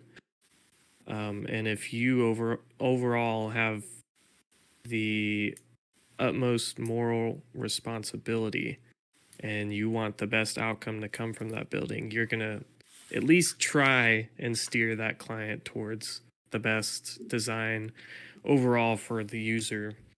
So, I mean, and sometimes you're not going to get, that special feature that'll really ramp up the overall health or sustainability of the project. But that should be the top goal, is trying to steer them into the right direction. But I developers don't know. especially kind of hard to work with.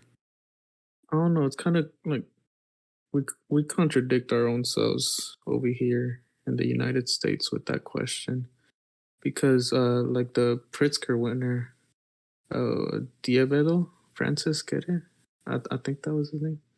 Yeah. He did things fairly cheaply, and yet he did them very efficiently, very functional. And so it just comes back to us, like, all right, we may put the blame on the developer or the owner or whoever, but it also comes back to us and asking ourselves, am I truly giving the best design for my parameters that I have? Because he had very limited like resources and whatnot for his projects, and yet he did some amazing work that helped the communities. And so it kind of goes back to us as well. Like, are we doing enough, or are we just trying to blame that this is just the way it is? Yeah. I kind of agree with both of you on this, is that where it's like there is nothing preventing you from coming up with revolutionary solutions or alternatives for how society works. I know that he gets bashed a lot because he's a freaking billionaire, but he got that way for a reason. But Elon Musk, the guy comes up with these freaking revolutionary ideas all the time. Really, it's not even that. It's how it seems, because he did one or two things that are very simple that no one really had thought of, and it kind of works. It's just like there's a lot of gaps. There's a lot of groupthink that happens in society. We, as intelligent, critical thinkers coming out of school, it is our responsibility and our generational responsibility, okay, to stop looking to our elders for answers on everything and start looking where they missed their question, where they missed what it was that they could have been doing, or look at the things that they tried, see what worked, what didn't work, and what they never even tried, and then give our own little ideas a go. And then when some of them start really changing the game, it's going to catch like wildfire. Everyone's going to want to do it because that's business. At business, like you're saying, as an ecosystem, it's no one wants to be left out when the new market opens up, and new markets are opening up. There's a whole new market right now coming into the fast food chain where robotics and more of like automated systems are really starting to thrive. I'm not sure how good it is yet, but there's all kinds of new markets and technologies being developed. So who's to say that we can't solve those problems? So really, the best thing we can do, I think, is when we propose questions like this, we need to be open-minded to some strange alternatives. Really think about, does this save money? Does it save, or if money's not the issue, does it save people's time? Does it help? And what kind of resources are we using? If we break up, for instance, if in this case, immediately one thing that came to mind was if we were to break up into several buildings, okay, as opposed to one building for housing all these people. Okay, well, each building, if it has 4 sides, that's a surface area problem right away. Mathematically, you have a lot more surface area, a lot more material. So you just got to account for that. You have to switch to a material. Yet the offset would be you have to switch to a material that's more abundant. So there's balances to all of this. It's just you got to be really freaking smart to figure it all out, and there's nothing stopping you. Yeah, this professor we had at UTA, Professor Meta. There's this one like spiel that he gave one day that has still like stuck with me, and he was talking about Le Corbusier and why he was such an important architect, and why his philosophies still continue to be taught such frequently in schools.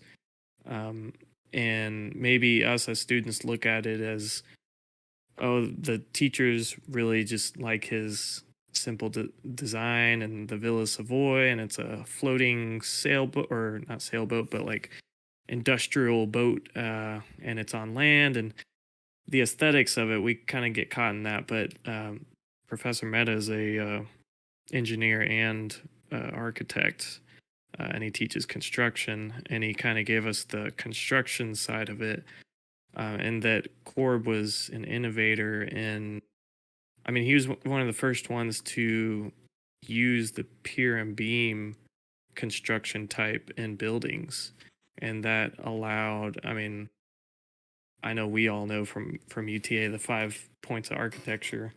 Monty, name them right now. Just kidding.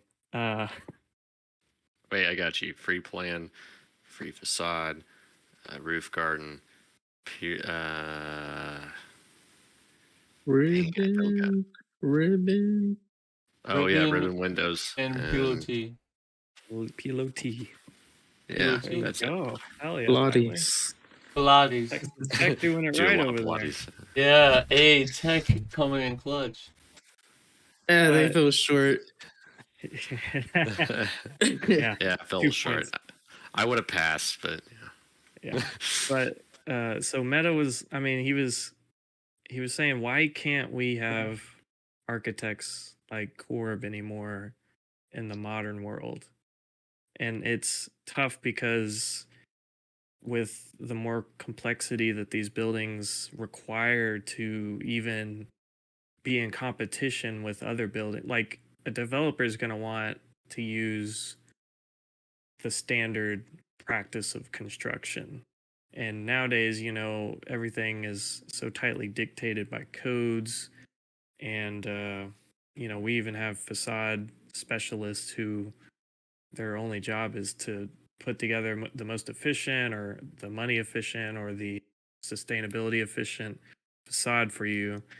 And, you know, we just get kind of lost in the weeds, and we have to outsource all this like information. And it's tough to be the Corb nowadays because, you know, back then maybe the rules were a little bit looser and Corb could experiment with structure without needing to work one-on-one with an engineer. But like, we have to find some other kind of niche to innovate in.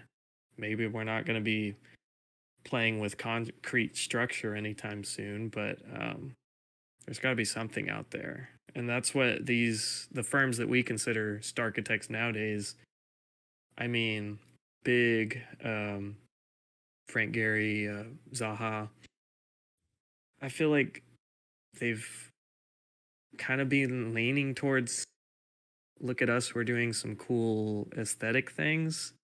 We haven't really had the like, here's the new like construction technique or the newest something that's gonna really like pull us out of the pit. Or maybe we do have that, but they're not at the front of the spotlight like perhaps Corb was back in the day. So it's a rough world if you're trying to be the next big thing. It's also, think about media, Mm-hmm.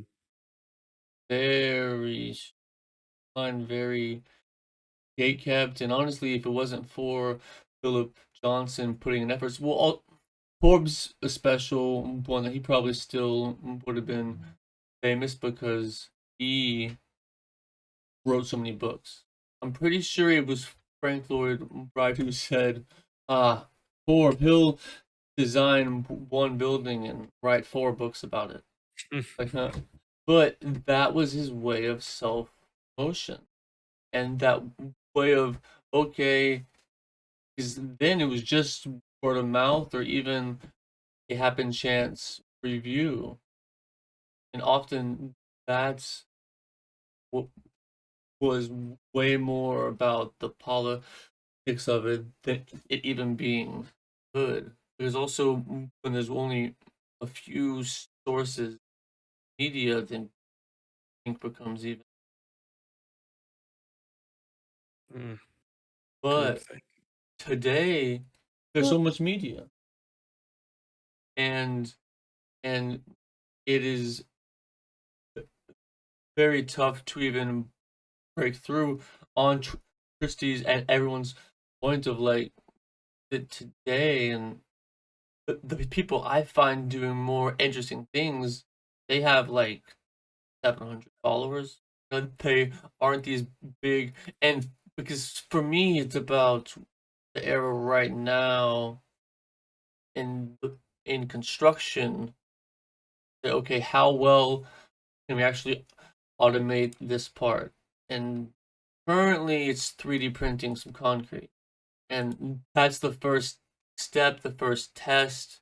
It won't eventually just be that, but to be able to try and take these steps towards tech and towards moving the time back to the thinking of the actual project rather than having to spend 3, 6, 8 months building it. And 3D printing isn't the only way to achieve it. I saw this one interesting house that it was just a bunch of pre-cut panels. It was basically built like we would build a chipboard model, and they brought in all of these pieces pre-assembled, I mean pre-cut, and then they just dropped in a crane, and I think they built it in a day or a week. It was very quick. And so just these other different ways of having it go a little faster and not have 80,000 people on a site all up in elbows, but more have it be a product, but still because people live in it, it's proven they can't live in all the exact same thing. It has to be different enough. So why don't we some kind of personalization? And the more it's automated, the easier it is to personalize. Can I share something, my screen for a moment? Yeah. Kind of touches on your point. Yeah. No. But it also in No. a different way, not so much automation. It's more of like a problem solving. If I can find it, there we go. Sorry, I'm a child. Okay. Have any of you heard of the Nervy Dome? This is yeah, can you hear me still? Okay. Yeah. So Where's this at? this is in, I want to say Rome. I know it's in Italy. I think it's in Rome. This is sad because I actually studied this thing. This is concrete. This dome is a concrete structure. It's extremely thin. It's like, I don't know, like probably a 6-inch slab, but it's ribbed. These are lamella, I think, structures. This one in particular, it was done by an engineer, not an architect, who at the time, believe it or not, this was done, I think, right after World War II, like right after. And Italy lost the war. They were suffering during the war from extreme, I guess you could say it was, they didn't have any materials. They were running out of materials of every resource, all types, because they were putting it all into the war effort. And so they had to start building everything out of concrete because it's the only thing they had. From going from very large aircraft hangars. I believe that's what Nervy started with, to things like this, where this is a basketball dome, an arena that's still standing. Everything he did was out of concrete because it was the only thing they had, and it was the only thing they could afford, and they desperately needed as a society to still have all of these kinds of structures. It ended up being something quite beautiful, but it wasn't ever intended to be. It was just because the math worked out that way.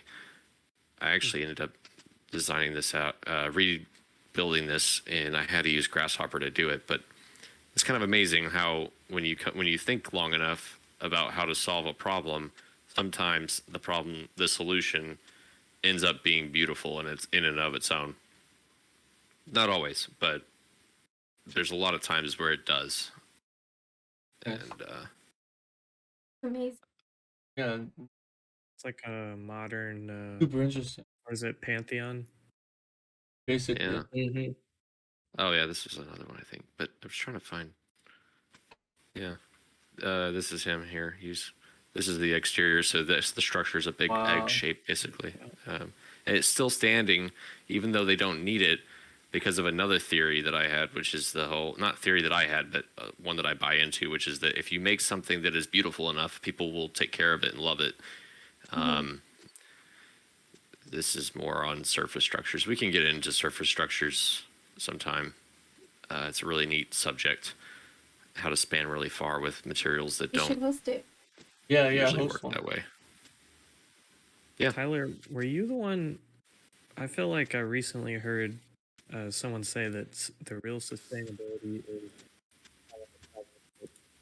Say that again. Yeah, Were you the one who said that real sustainability is having not this like green architecture stuff, but having a project that people will keep throughout time? That sounds like something I would get on board with, yeah. Because I definitely, I don't know if I said it or not, but it's definitely true. You have to, if you don't make something that people love, they're not going to buy into it, and they're not going to take care of it. They're just going to look for the next bill or bond or whatever to replace it. And society is so full of one-upping each other. It's all it ever is. Like, it's kind of sad, but it's also like, yeah, we could do so much more if we just take care of what we have. exactly. So here is that panel house that was basically assembled on site. Chipboard model. I could see. Yeah. Yeah, I'm glad that you guys do chipboard too. It's pretty crazy, and then the spaces are wild on the inside. Like, look at this. Hold on, I think you're not. Oh wait, yeah, you are. I'm just not using it right. Wow. This is wood. It's like very minimal. It's basically glulam sheets, I think, which probably isn't the most like, but it's a play on that natural versus more minimalistic color. But I saw a presentation on this at UCLA because it was given by this woman here who's at Harvard and dressed basically just like that, and gave a pretty wicked presentation over how this was conceived, built, and then assembled.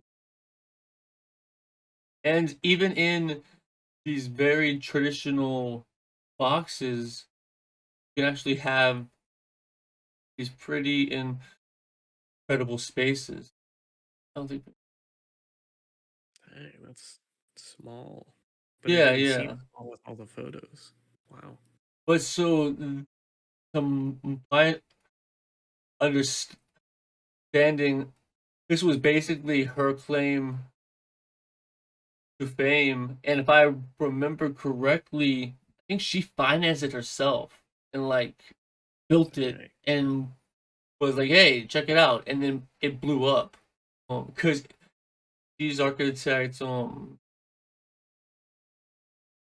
be anybody, but it So was it's her. just a lot more. It just, I mean, we can speak about design and form and space and like that's its own thing, but methods of construction is tied with technology, and to be able to push it instead of having all of these GCs being like, well, I built it before this way. It's like, yeah, but I don't want to Yeah. build it that way, so I have to go find somebody else. And that's just Or even going to be what it your is. Huh? even your elder project manager or project architect saying, "No, it'd be better if we go with party board for that." You know, Right,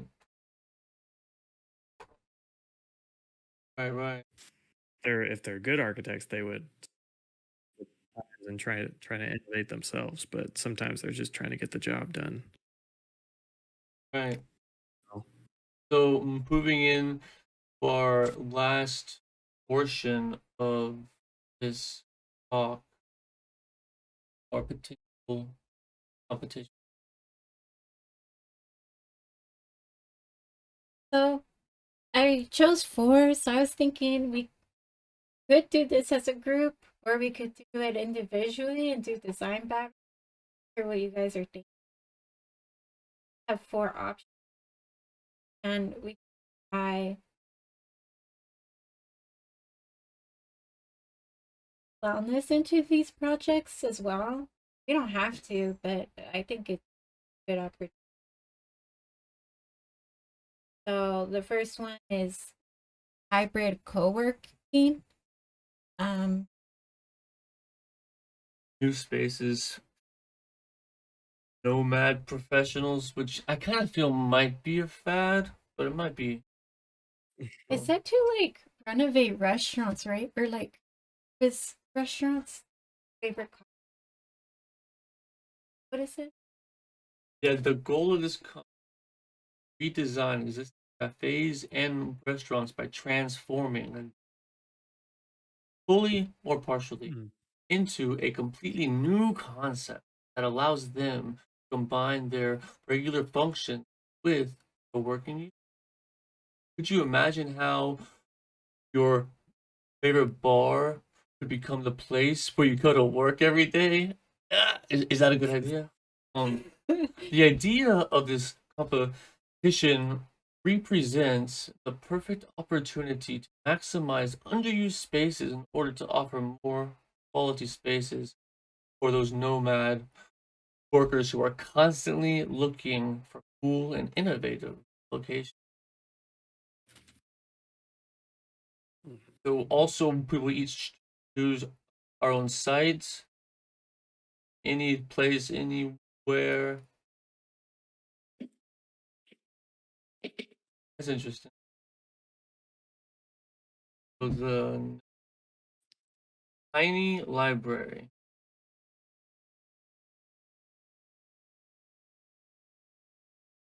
Total price $4,000.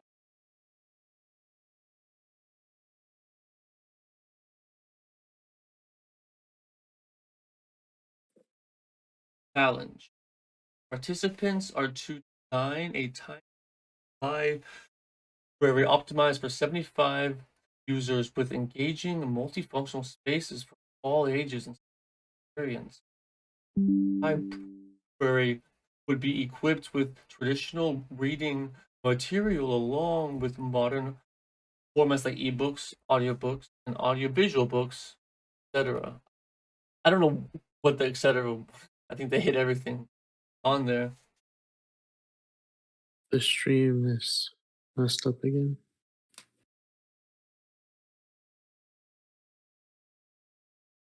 Hmm. This is actually perfect timing because my cat just like attacked a bag of Chick-fil-A. Like he became the bag. I don't blame him. Some good stuff. He likes potatoes. He likes to play with potatoes. And yeah, he's a doof. I was talking about the video pausing, but if it fits the shoe. We need to get this soundboard populated. We need a studio. Ooh. How about now? Are we live again? Yeah, Yes, yeah, sir. we're like, I don't know where we. well, we were reading.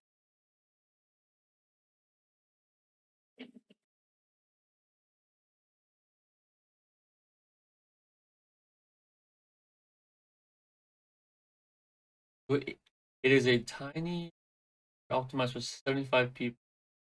The regular books, but also ebooks, audiobooks, and audio-visual books is base designed as a centralized think tank. All communities focus on activities and functions, public interactions, and community development. Participants consider affordability, optimum use of space, while the design space could be augmented to hold a maximum number of books in a limited space. Structure should not exceed 300 square feet of area. Can you even fit 75? 300 square feet. Square Oh, meters. square meters, sorry. 100 square meters. One American. Oh, that's a wee bit bigger. So the next one, Wait, but micro. it doesn't give you the cubic meter. You could go super tall with that last one. Right, exactly. So this one here is micro, and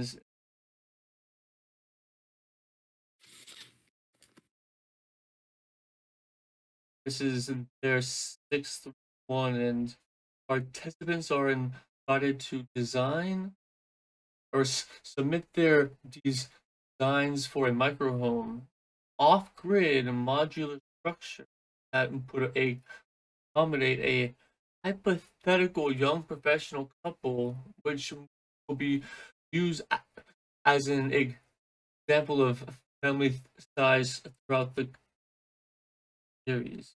Only requirement is that the structure's total floor area does not exceed 25 meters squared.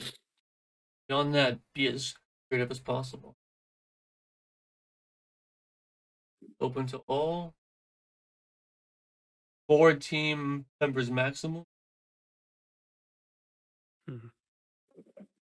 And the last is Green Tower Hong Kong.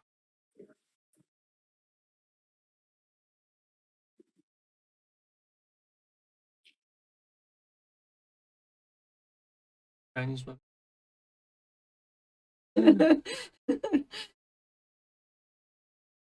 Huh.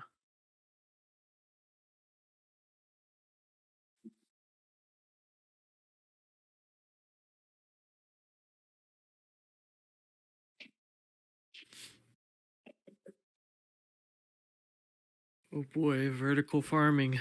Yeah, I'd be down most for this one. So this architecture competition is exclusively for architecture students and young architects, and seeks Wait, what does that? What what does that mean, young architects? us Dude, we can't enter this. We're We're not not- architects. We're not young architects. guys. We're not allowed to say that. We're This- design professionals, dude. Well, I think students are allowed. Yes, students are in. So if students are in, students are under us. We're not students. No, clearly it's students and then the long gap that comes after school and you become licensed. Exactly. So we're right in between. We can't do it. Shut up, guys. Just kidding. And they will definitely disqualify us. Personally. I'll sue them. We could get registered in Hong Kong. Yeah, maybe the rules are different over there. Have Yeah. big Victoria sign up for. What the hell? But so between four, which one sticks out the most? So I kind of have like a question on a lot of design competitions as a whole. So back in the day, they were like the St. Louis Arch and, you know, master plans of cities, and they were actual things. I question if a lot of these competitions are like what the point is to a lot of these. Right. And I would be more motivated to know that my ideas are going somewhere. He wants that juicy project. I mean, I don't see the point of the project if it's a conceptual competition. You don't see the unless point of practicing our wits even amongst each other, even if we don't. Okay, yeah. I mean, that has a point.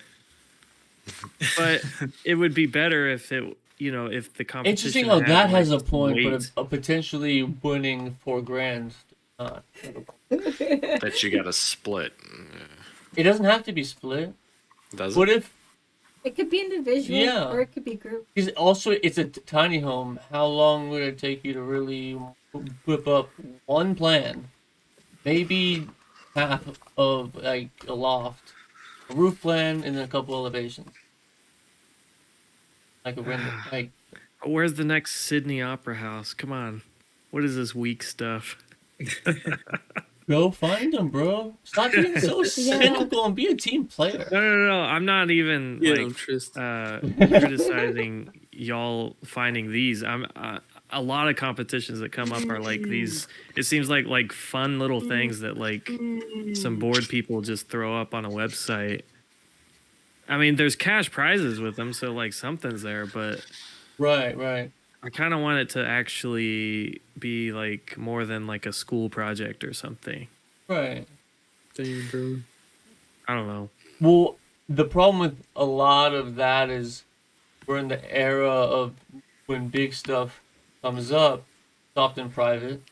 Also, there's not a bunch of public building happening now or and the you'd be past. Competing with Big and Zaha and all of them. Right, and all of them are invited to propose. You know, like they are asked, "Hey, please give us your qualifications for this kind.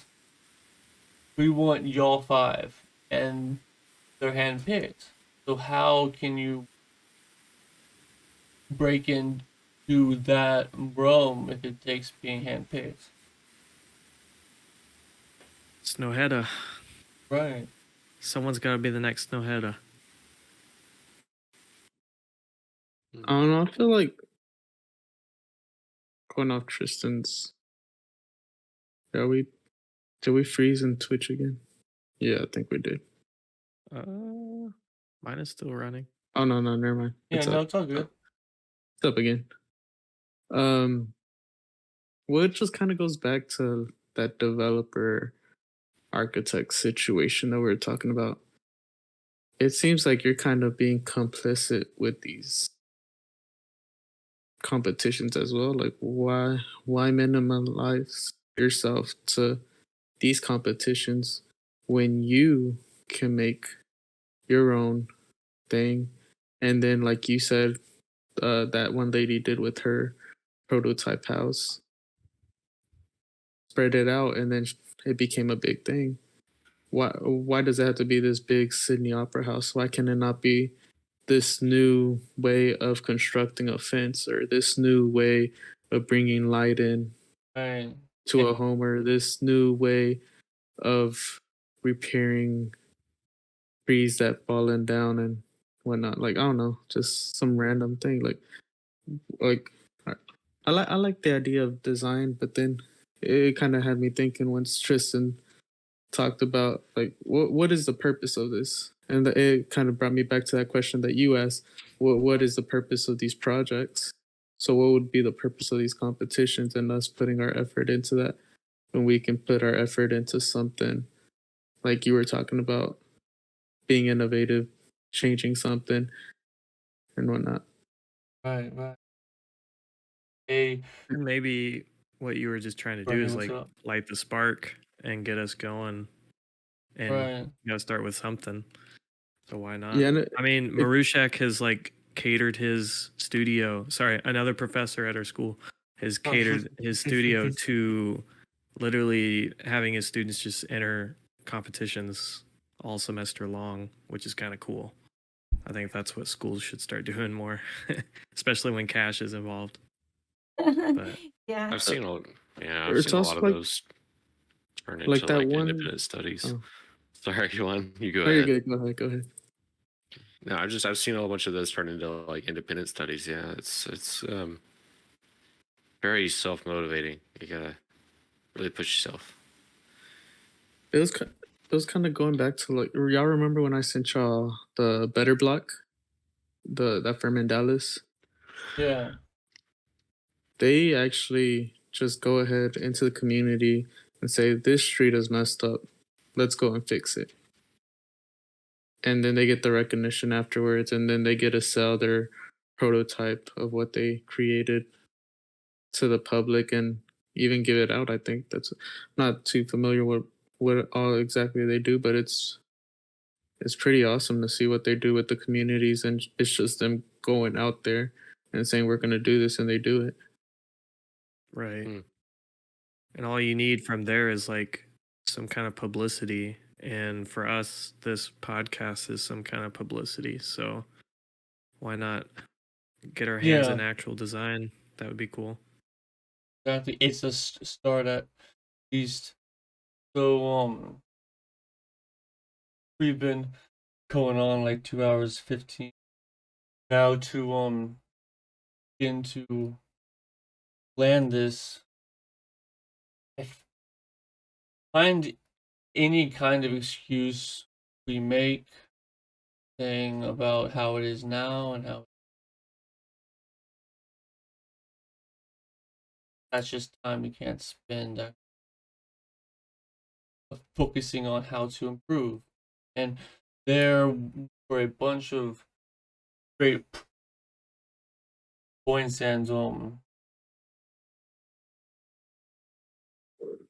and it's just find all of us can be either paralyzed by our current standing or find it inspiring and choose to extract out everything we have now because we have access to most info now and borrow even more and more and more until I don't know there's a big EMP or something. But Yeah, sorry. I felt like I like came on strong, like I was just tearing apart your idea for the design competition. no, it's That was more happening. like So just my own like like commentary in it's my all head good. is like Right. the No, world is I it's feel like spot the on. world's gotten weak with their competition proposals. Right. It's like where's the Wow. actual real like the real stuff? You know, where's where's the meat, I guess. Right. And I'm sure it's out there, but it's like you said, being dished out to the big firms.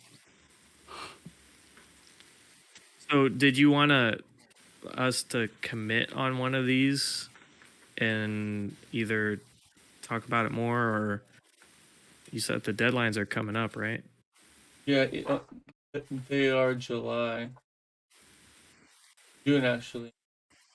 And some of them seem like a week-long thing. Well, with our schedules, who knows? Like maybe a couple weeks, but a pretty simple project.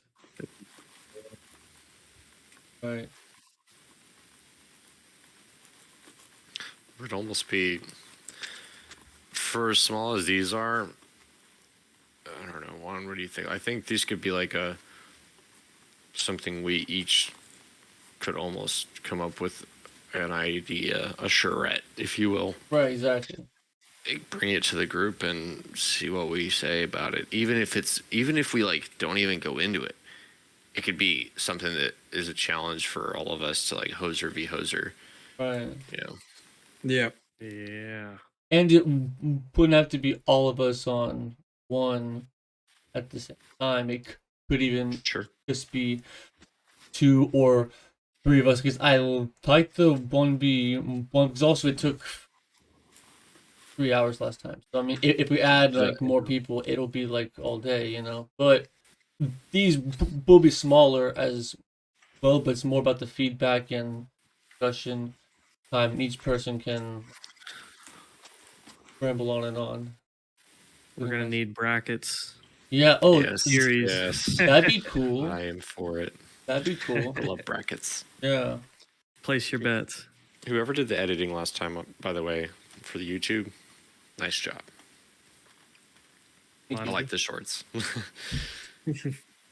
Monty Juan. Yeah. Monty. Gustavo. Speaking of, we have to crank out more of those, but I still have to edit the last one, and like editing is just a lot of time. Hey, message us on Discord whenever you get that sent out. I'm gonna have to watch all of it because my boss wants to check it out now. Lauren, she heard about it. I don't know. She's like, oh, I want to see. Nice, cool. So I gotta make sure I didn't say anything, and then Juan didn't Yeah, say anything. I'm gonna for sure go one of through the it better first. ones. Yeah, I'm gonna wait a little bit till we get into the groove on it. Yeah, just a short. We'll cool guys. Stop.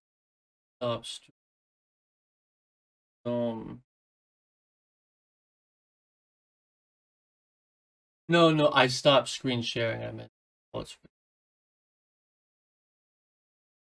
Discord, but I'm about to end. Now I think we did have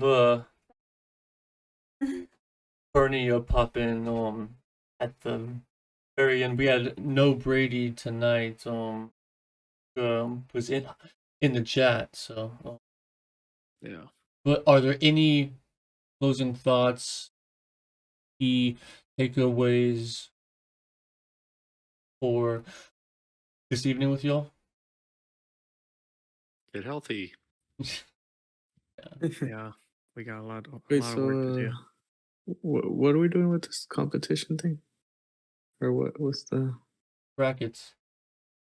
oh yeah, but It sounds like we're not fully committing. Do we want to, What do you or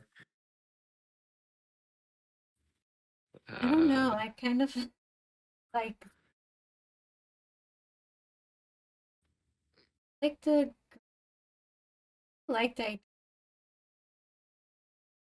was the first one. Coworker spaces. I like the idea of messing with your purpose. Yeah. It's basically doing my job. Good luck, guys. So can y'all post that list in Oh, the chat I'll post the whole slideshow, the chat. or in the Discord somewhere? Yeah, in the Discord. It's in the it's in the drive as well. It's in the G drive under shared with. I don't think it's Okay. It's in there. Cool. Cool. Yeah, I'll definitely look into those. Yeah, and after just roasting them. right. Because also it's more about our own and our own design having it tested Yeah. and Plus, like imagine like a whole like portfolio of it. It technically is like actual field work because it's it's competitions. So a little bit better than a school portfolio if you really want to get something going. right, and also us as a group, there is a certain quality to quantity. Being able to have more practice at it, and for speaking about design on a higher level in this more public way is the whole entire point of it. And But it sounded like you guys wanted to do it individually, so you guys can choose whichever one. You don't have to. yeah, we'll probably put up a schedule in the Discord or try and gauge people's availability and probably have some kind of a bracket. And probably not everybody having the same prompt, or maybe everybody having the same. We can speak about it, but for tonight and for architecture and health, it was a helpful talk, but I heard a lot of like doom and gloom from you all. Like, come on, we're supposed to be like, Come on, that's architecture. Yeah. That's just the name of the game. It's just our own like individual things that we're working on. I know I'm working on. So health is not one of my biggest fortes. Same with you. not yet. Same here. Any other closing thoughts? Something that you just must say right now, or forever hold your peace. Monty, you did post, I think, in general or schedule about the interviews. If you Yeah. guys wanted to be individually interviewed, it's kind of an idea we had really early in the podcast to kind of get people familiar with us, as well as, I mean, the only thing we bring to the table as young professionals is like our own experience, and then like right out of school. So that's like an important story to share from us. Right. Speaking on that transitional period, because it's fraught with unknown, even having friends and all of it. Because I'm interested in both what got you interested into architecture, but then also that moment right after school and you got pushed out of the school nest. Why? What happened? I find that very valuable. Yeah, should And be so fun. we will start with Christy, and we're gonna stream it because why not? And probably chop it up later on and having a bit more practice at planning how we best tell our stories, because right now it's really raw, unedited live stream, but if it was crafted and what kind of act could we actually make and what story are we actually trying to tell? Find all of that very interesting. So thank everybody, and I greatly am grateful for everybody's time. Yeah. Thanks. Everyone have a good night. Have a good one. See you guys. Lego See you guys next time. Yeah, Maribel.